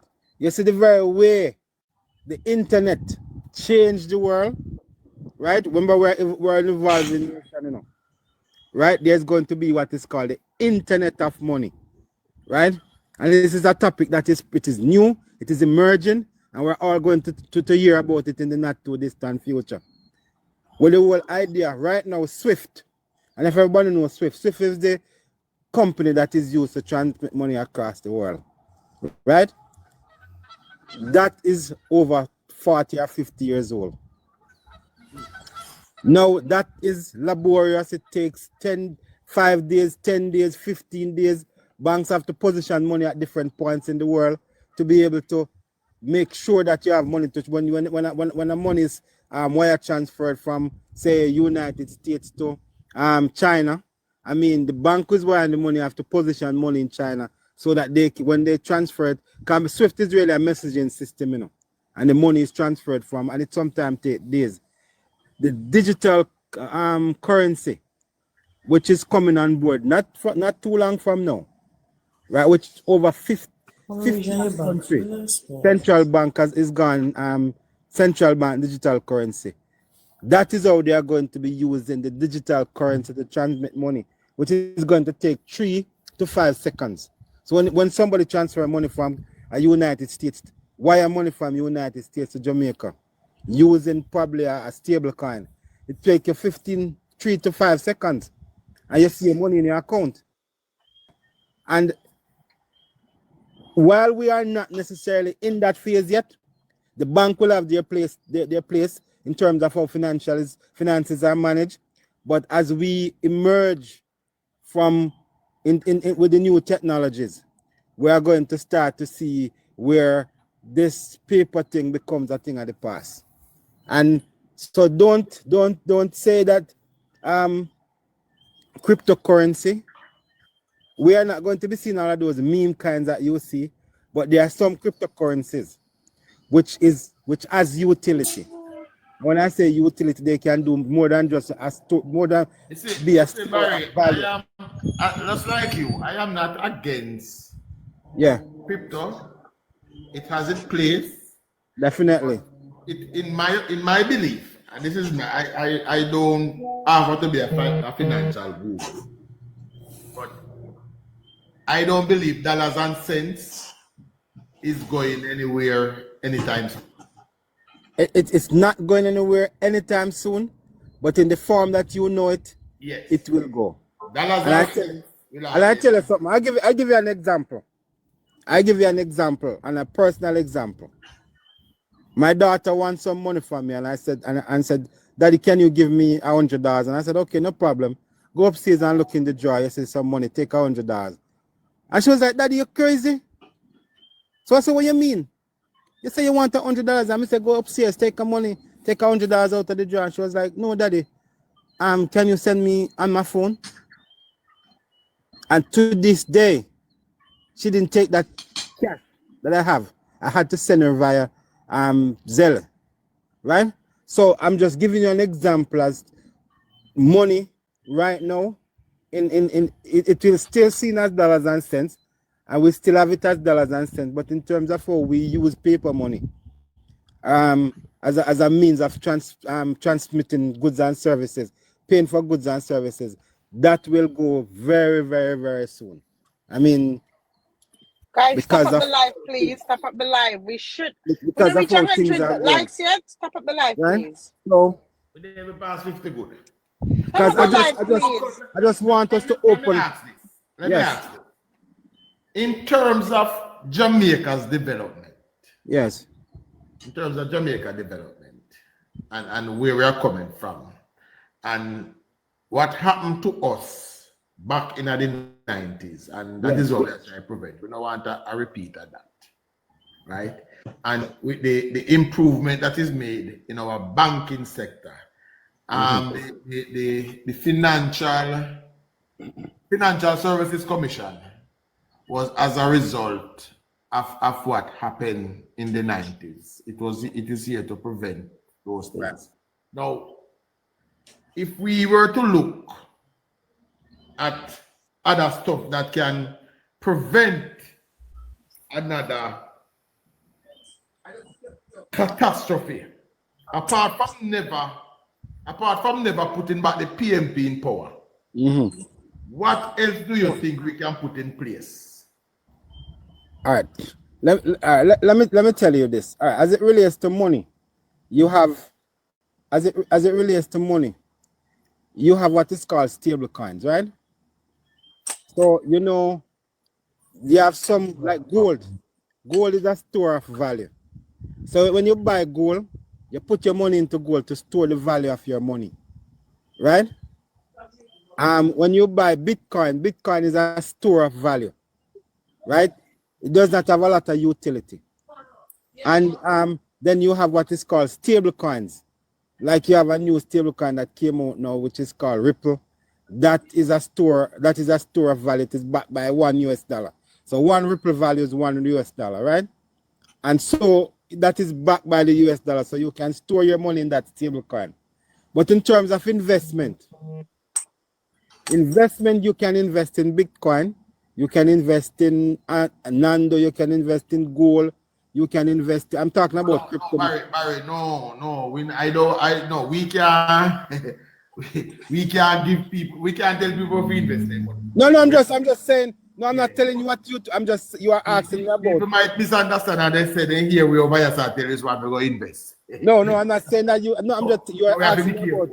Right, but outside of crypto, let me tell you what is happening in Jamaica as it relates to our economy and moving forward. Jamaica is positioning itself right now to take off. And I'm going to give you some examples. You remember every time we have a hurricane or we have a prolonged weather, what is the biggest sector that gets it? Agriculture. Agriculture, right? And as long as agriculture gets it, it slows down the economy because agriculture is really one of the drivers of the economy in terms of value added. You need agriculture and the restaurants for people to go get food, for the service industry, for schools, for all the other places. Now, what the government is doing with agriculture, the government is not only irrigating lands for agriculture, the government is building storage for agriculture. So what will happen is that when the government has proper storage in place, when we're hit by exogenous shocks, like we're accustomed with hurricane, earthquake, and so on, the country is going to find itself in a position where it can bounce back so much faster, because not only that we have arable lands that are properly irrigated, but we have storage facility that will store more food than we consume, so that when there's a shortage of food, it actually pushes back into the market to keep the price of the goods stable, so that we do not have the service sector, the hotel, restaurants and bars, hotel industries hit by this agriculture shortage. And every time agriculture goes down, you hear that restaurant and bar goes down, the hotel industry goes down, and the service sector goes down. Right, So as I mentioned that, I've often have to recall that a couple of years ago, this government went into an agreement with I think it was the owners of Megamart. The government was gonna put up, and this was from about 2018. The government was gonna put up the land in St. Catherine, big, massive amount of land, and they were going to build probably the largest storage facility in the Caribbean that would have storage for every thing we have them put up. And the PNP and their surrogates in the media made a big hullabaloo out of it. Oh, we are giving people land, we are use farmland, we are use land to make house and all of that. And the person said, in order to protect my name, I am backing out of this deal. And that facility was never built. It would have been up and running by today. So when we had Hurricane, whatever she name is, what there, and because of the thing, the price of agriculture went all the way up, and the very same persons who lacked the vision to see what was gonna happen there, so were the ones bawling about prices. Even the persons who are on social media right now, where you say advertise cabbage, what do you say, oh, high cabbages? They were the same one on social media talking about the deal that was going to happen. But the issue is this now. When you have people around that don't have a vision to see beyond next week, to see beyond today, we are always gonna end up back in this very situation where we're sitting here and having this discussion. Now, Chuck, yes, man. there is something happening in agriculture. Almost every sector in Jamaica, there is something happening, and you can equate it to something that is happening that you can say, okay, that happened and it is good. So this now that is happening must be something good also. If you could remember, Jamaicans keep a lot of the PMP keep echoing. And then a lot of people start following the PMP asking, where is the crime plan? Where is the crime plan? And they were saying, where is the crime plan? And it was all over the media and everywhere, where is the crime plan? But Anjo and Mr. Chang know that you cannot put a police force out there to fight crime that doesn't have the equipment them to fight crime. Right. So what they had to do was to invest in the police force, in the military, the Coast Guard, and these things that are going to fight the crime that is out there. Yeah? It is the same thing that is happening in farming. The investments are putting into farming that wasn't there all these years that the PMP was in power. All the PMP talk about is there is land there, but you can't just go plant food on land when no water no there. Thank you. So the irrigation system that you see is being put in, the storage facility that you see are being put in place, the drones that are spraying, the radar getting their seed and the college of farming coming together and all of these type of things. These are what, just like the police here say, you're putting in what?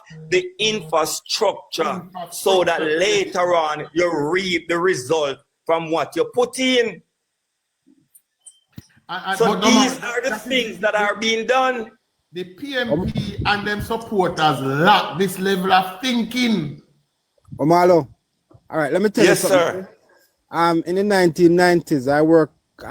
My first job was at this agriculture research station. Right, I just left high school and got a job at the agriculture research station, Bodles, which under the leadership of Edward Siaga. Bodle was a thriving research station. Right at the time, I know Dr. T.P. Lecky personally. And this man named Ren Gonzalez, right? And you have this guy named I'm not sure if he's a PMP, but he used to work in the Ministry of Agriculture, named Dan Maglashan. Dan Maglashan was into Scotch bonnet pepper. Dr. T.P. Lecky was into the Jamaica Hope cow. Ren Gonzalez was into bananas over Bodle there, right? And you have Dr. Glenna Robinson. She used to do Sunrise Solar Papaya. Now these are all research people I'm telling you about them. Doing different type of research.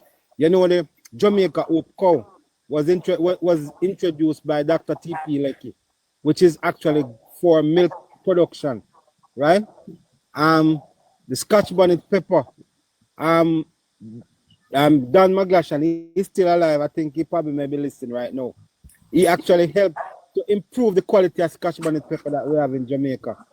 And then we have Ren Gonzalez improve the banana from the Lacatan from Robusta to Lacatan, right? And the planting, the one and bandic and all of those things. Right down there in Bodles, we look at artificial insemination for both cows and pigs, right? And I was working in crop research. We did Sunrise Solar Papaya, looking at ring spot disease down in Portland. I will look at potatoes, sweet Irish potato, down in Sherwood Forest in Portland, and down in the same another place down in Manchester there. So Bodles was thriving, and under the PMP government, Bodles was run down to the ground. It is now that Jamaica Labour Party is back in power and is taking agriculture seriously. They are pumping $600 million into Bodles research stations so that farmers can have proper planting materials, proper seed, and proper advice from RADA, right? So that they can actually get best produce from their planting, you know? So, Jamaica Labour Party is very, very, very instrumental in ensuring and very, very, very careful in terms of how they are developing agriculture. As I said, they are pointing, they are on point, and trust me, when it all comes together, you are going to see a game changer for Jamaica through agriculture. One of the things that a lot of people don't understand, because one of the things that really help put the dagger in agriculture and manufacture in Jamaica, and understand this, that when they were underfunding, they weren't giving these institutions no funds to really strive or develop. PJ Patterson signed a thing called the WTO. The WTO. What is the Jamaica World Trade Organization. Okay. The World Trade Organization was that Jamaica never had the technology, Jamaica never had the science and research and all of these things to invest in the institution that would make us competitive to places like America or their farmers anywhere else in the world. And you know what? Because of the rules that were set by the WTO, and we have to be lifting what they call it, tariff and all these things. It flooded our market with all of these things coming from overseas. And this helped kill the Jamaican farmers, kill the milk industry. The milk industry is just coming back. There were, what they call it, milk powder was dumped on Jamaica. So we have to understand that policies these people put in place and then the lack of funding has caused Jamaica a great setback. And we're not talking about, we are talking about the consequence of these policies and these lack of funding are take years and years to repair. So when you find a government now, Andrew Holness, is saying that we are going to fix these things. And one of the things that we don't understand, that is we at the same time, we are not just fixing one thing in Jamaica. And the one thing we have fixed. We have fixed everything. You get an old mash down barn and you tear it down and I build it back. That we are doing at Jamaica right now. So and Jamaica people them don't understand. Mother, we often say, sorry, Angie, I'm so sorry. I often say we get a business. We gave them a business with roof staffing and everything. And when we get it back, the staff them underpaid. Some of them run with gone. There's no roof. There's no window. The lawn is overgrown. There's no stock. There's no profit. Right? This is how I often describe Jamaica that Andrew Holness got. And just the truth. Politics and sports. Welcome, darling. Politics and sports. Yeah. It's been a while. Hold on, Barry. Just a second. It's been a while. Politics. Really? Yes, darling. What's up? I'm here. When you're One on, Lashika. when you're on, I'm in the morning. It's busier for me at work, so I can't even get to join you. It's really busy in the morning. But Hey, politics. Good afternoon. I just come from your ear.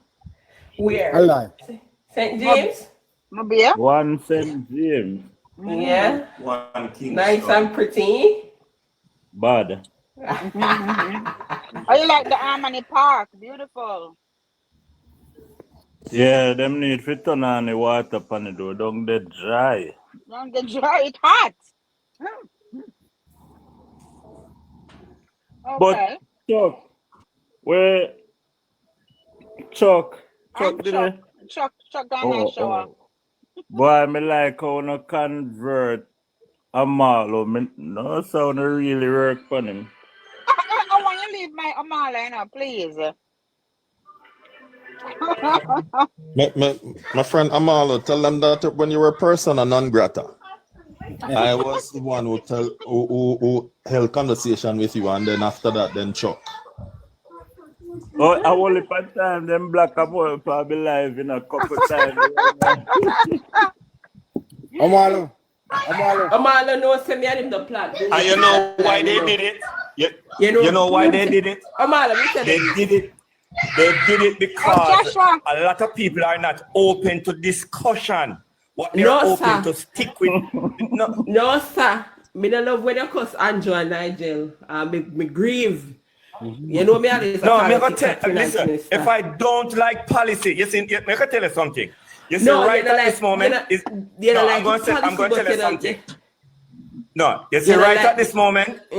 No, you see, right at this moment, this is not a moment for me to talk about any policy if I don't like it, because I'm in an election mood. Very good. I'm in an election mood. So if I don't like policy, I will keep it under the cover. I appreciate you even. And this uno don't understand. Uno understand things that uno can't open up. Uno can't just say yes. No, sir, Omalo, no, sir. But you know, so we disagree oftentimes. But no, we understand why you take a step back, and that is fair, understandable. But after election, you know, we are going to be at it again, and I'm going to tell you, say, Omalo, go turn on the light. Yes, very much so. I go say Shika, me soon do that. I mean, no, show them. Shika, you know what the funniest thing? And when me see me Shika, like you know what the funniest thing, Shika? Me go say TikTok. Shika, a lot of people saying that we need an opposition. We need an opposition. I, for one, say we don't need an opposition. The people of Jamaica must be the opposition. And if the people say Andrew doing something that they don't like, they must voice their displeasure. Before my goal, if you did ask me more, I agree with it. But when we see now, really until we don't need the opposition. Because this opposition I is am an not opposition to if Andrew Holness is doing something bad. I cannot be an opposition when I'm in a dog fight. I have to know when to be and when not to be. Omalo, you know me, I ain't a plant gungo piece of line all the time. But as of today, I appreciate you. Okay? No, me too. Thank Me you too. very much. I- As long as a woman saying that, Lashika. I'm good. Angie, Lashika. Yes. I will for labor right Yes. need for follow. I will for Shoot. labor right need for start. Omalo, boy. And me make Amala soften up, you know. I want to know why No, Amala is sir. over here. It's Bridget. me. I I'm chop Bridget, Angel, man. angel, you know, come take an angel. Now you know me I say I talk. Me I say I talk to the And suburb. me, and He me. love Angel. all right, Angel, I want to take a discussion into a little direction, right? Omalo. You know, Omalo. yeah, Yes, sir. Me am have my chicken back and again and a bay. one second, brother, 1 second. They only eat vegetables and fish. Omalo, so like the man will eat vegetable for true. All right, You know, you're in house big rusty. Uptown you live, you know. Oh You're my not here. God. Sometimes we have to say, Omalo, we're not here. Come closer to the phone. But sorry, anyhow, continue. Listen. all right. I'd like to take the discussion in a different direction, right? I've been listening, you know, you listen to both sides of the political divide. I listen to the PMP, right? And they have always said that the Jamaica Labour Party is a leader-centric party. Leader-centric in the sense that the party tends to ride on the popularity of the leader. The airport is pretty close to me, you know, so.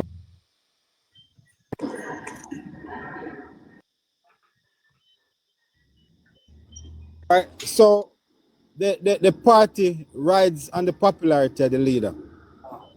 And that is why, if you notice, over the years, the People's National Party would have targeted the leader of the Jamaica Labour Party.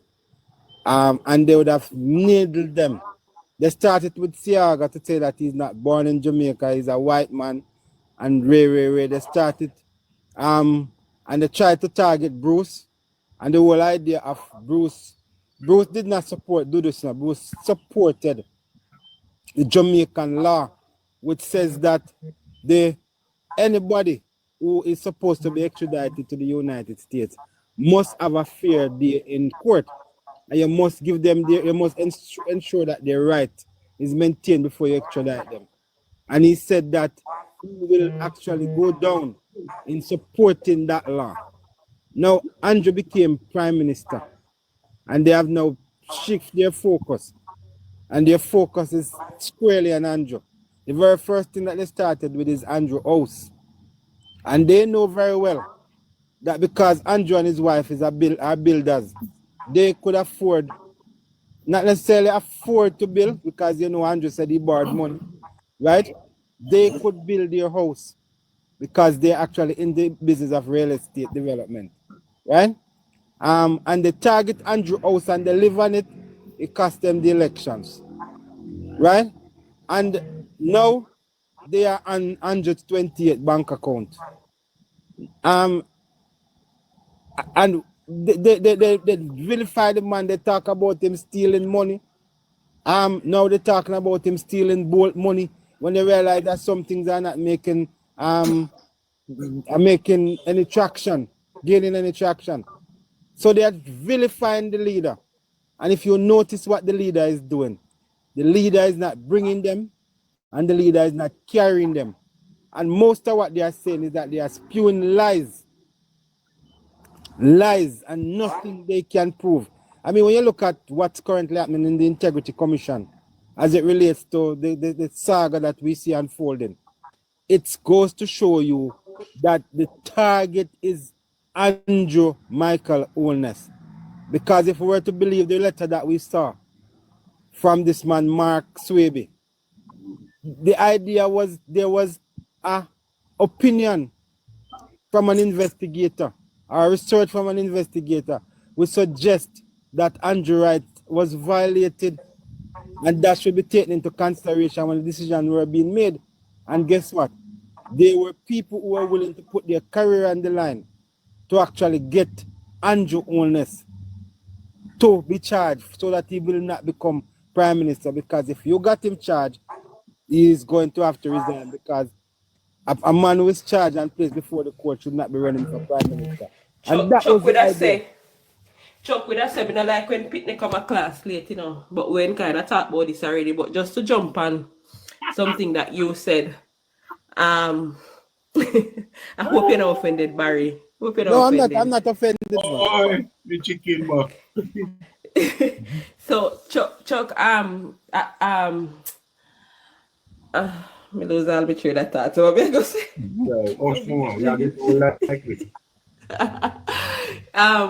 Barry, one of the things that I wanted to highlight, you said put your career, right? Yes. But it is beyond career for me. It is the integrity and your dignity we put on the line. Your integrity and your dignity that you're prostituted. You hear what me say? Yeah. They prostituted their integrity and their dignity for power. For power. Well, see, in the quest for power, because they don't have it yet. Right? As you said, the letter did suggest, and I've always been saying to everybody when they must say, oh, well, not everybody, but more likely the comrades, oh, why Andrew have to go to the court, whatever. If there's one thing that I can attest to that was breached was Andrew's constitutional rights, right? If there's only one thing we can highlight, Barry, from everything, his constitutional right was breached. This is the first we see it happen to a prime minister. First. And let me say this. I mean, you're talking about integrity. I've long held the view that integrity in Jamaica has been thrown through the door the moment Trevor Monroe becomes an integrity czar. Yeah. That but integrity should be a word that is banned from Jamaica vocabulary. But we get to realize if integrity can win the same sentence. If you're looking, let me tell you something that I realize. If you're looking worldwide, you will see that it is not only Jamaica, but it is the world. If people like you, you get away with analyzing, literally. If you are liked, you will get away with it. If you are not liked, then you cannot get away with it. If you have privilege, you will get away with things. So Jamaica is not the only place, right? While we're trying to keep it, local, in which I understand, then we can say Trevor Monroe, right? The teachers right now, I put themselves in a pickle. I feel like Jamaica is in serious problem right now. It is in it. I don't know. From morning, from last night, this bother me.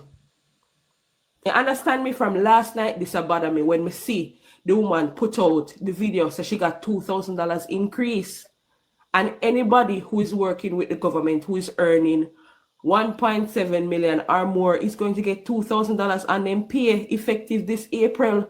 But the teachers are out here saying they got $2,000 increase and is misleading the nation when teachers are supposed to be the example.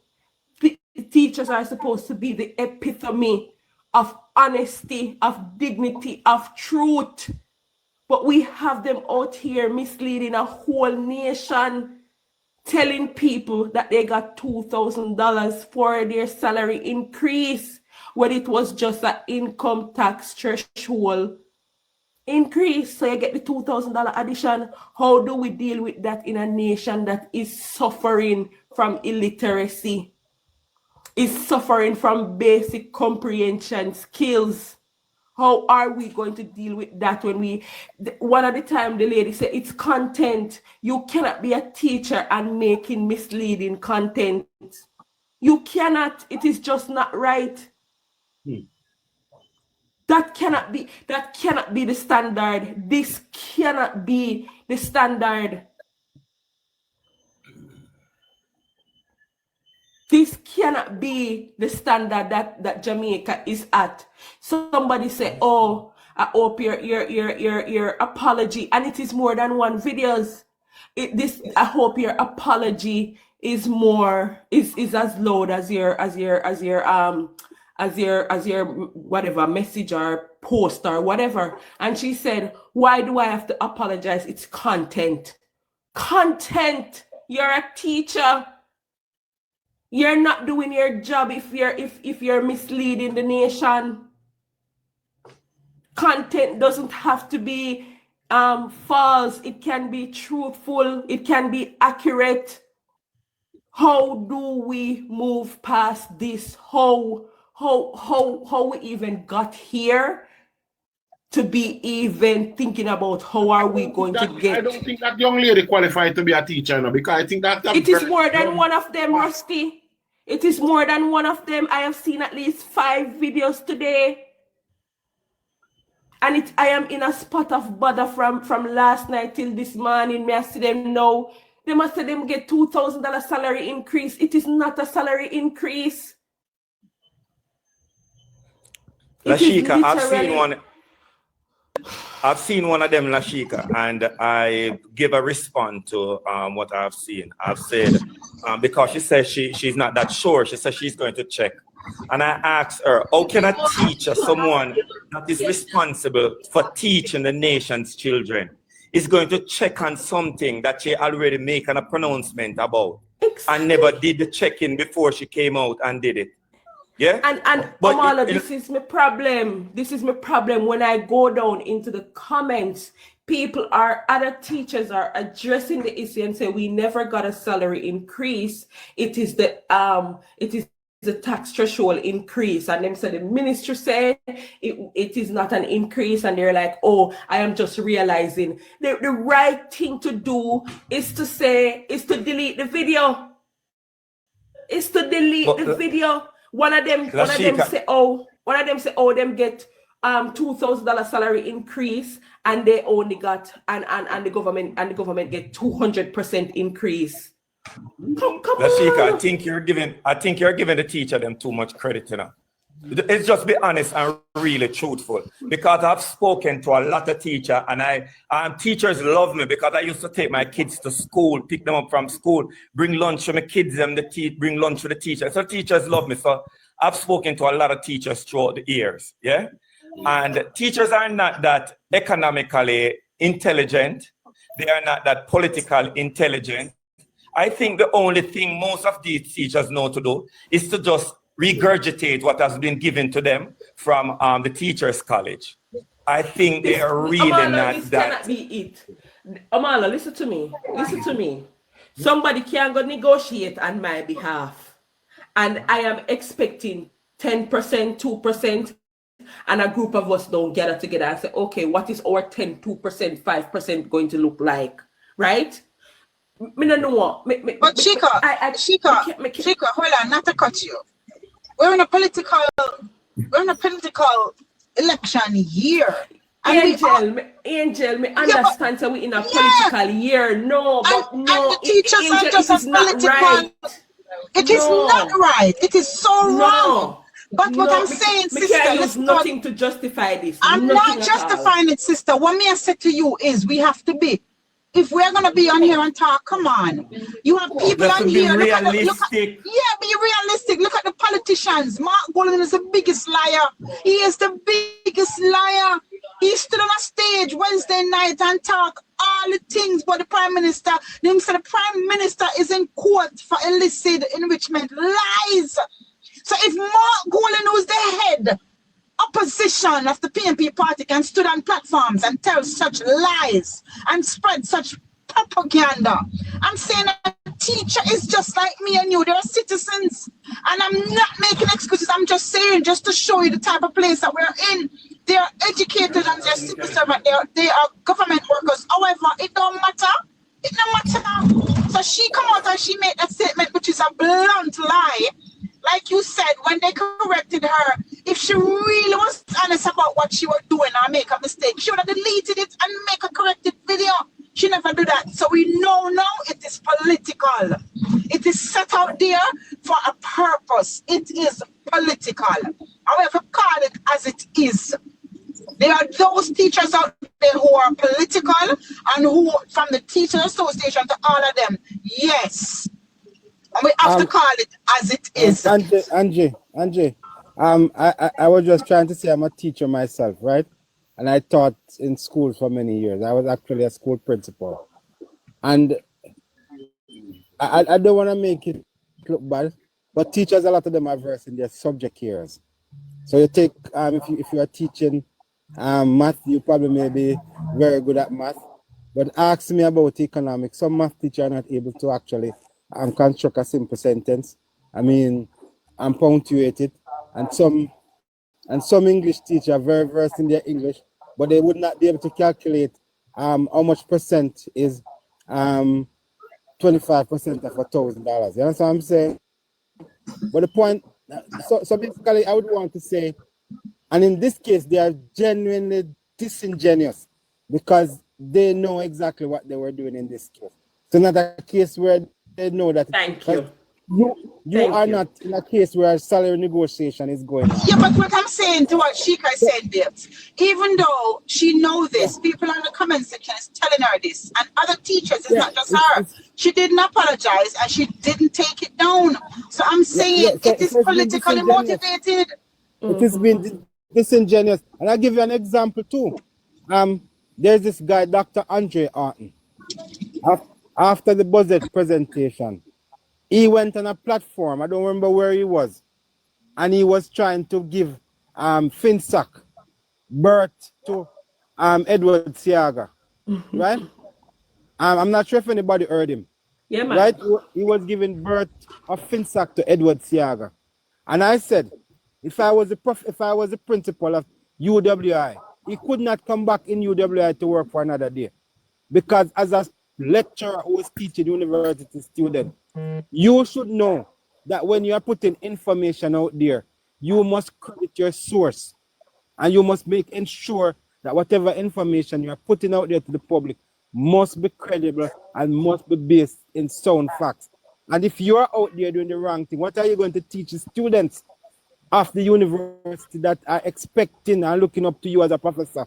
Huh? Are you going to come in to tell them that if you are teaching economics and to say that FinSac started in the 1980s under Edward Siaga, yeah, which is like from Jupiter to Mars or wherever, you know?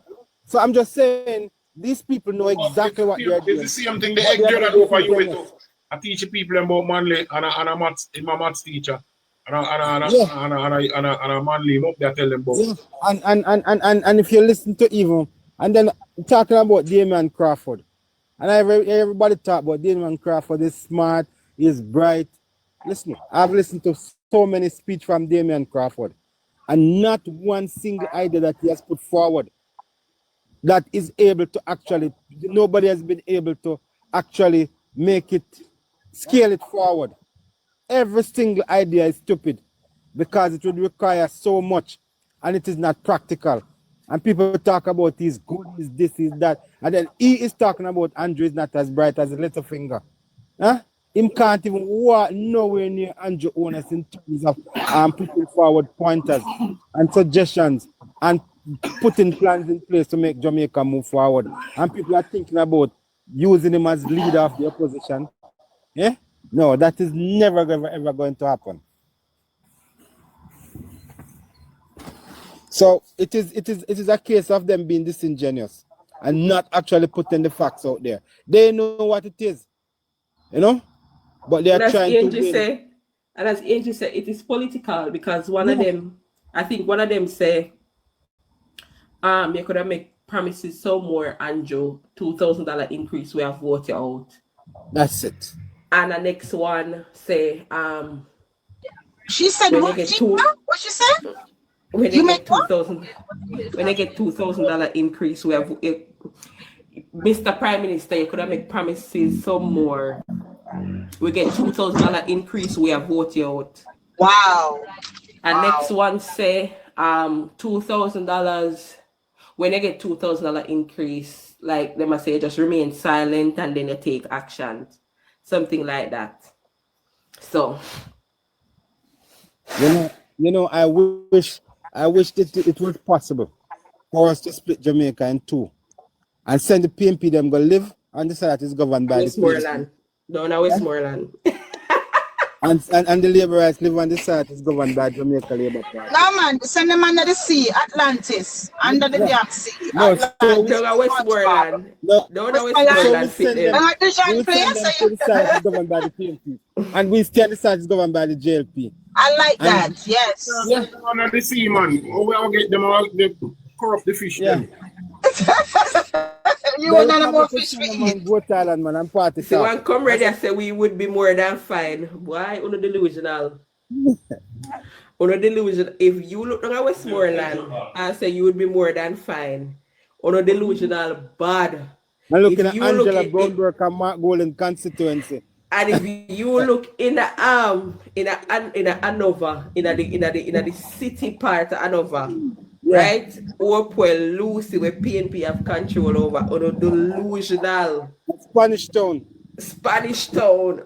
Spanish Town is the dirtiest town since Norman Scott become mayor. Mighty G. Tyrone when Vassal, you're delusional bad. He said we would be more than fine. Oh my God. Of course. They don't know better. I mean, you take a pig out of the tie, you know, but you can't take his tie out of it. You can take a pig out of the pen, but you'll never take the pig out of the pig. Is that this quotation? No, you can take the pig out of the mud, out of the pen, but you can't. I don't remember exactly the statement. But I mean, when people walla, I don't know better, you know. And you see, the thing is, why we see this so much, you know, and we see Jamaicans going, we go places, we know what progress is, because we have seen it elsewhere, you know.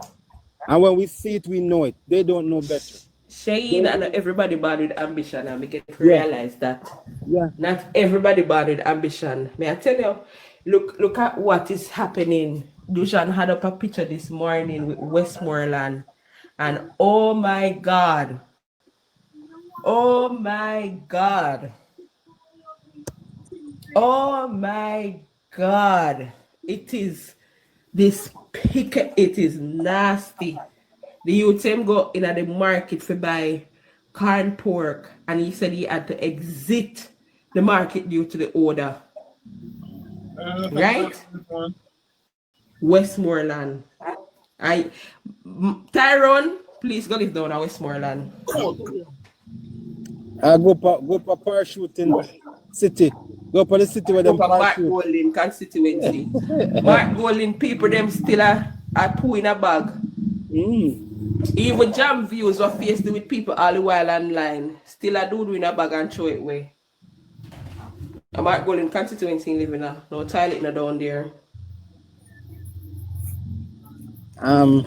It's like it is so bad that we have to resort to listening to these people in terms of, but the beauty about it, what I think and listening to, I mean, I've been around for a very long time. I've been voting in elections for a long time, right? And can I tell you, I've been listening to the PMP and I'm listening to the JLP, and what I find is that the JLP level of reasoning is so far above the PMP's level of reasoning. Because what you find is that when the JLP people reason, they reason on facts. And it's and guess what? Because they have so much on which to discuss, they don't have to go down a rabbit hole to be telling people about SYM and B man and you name it.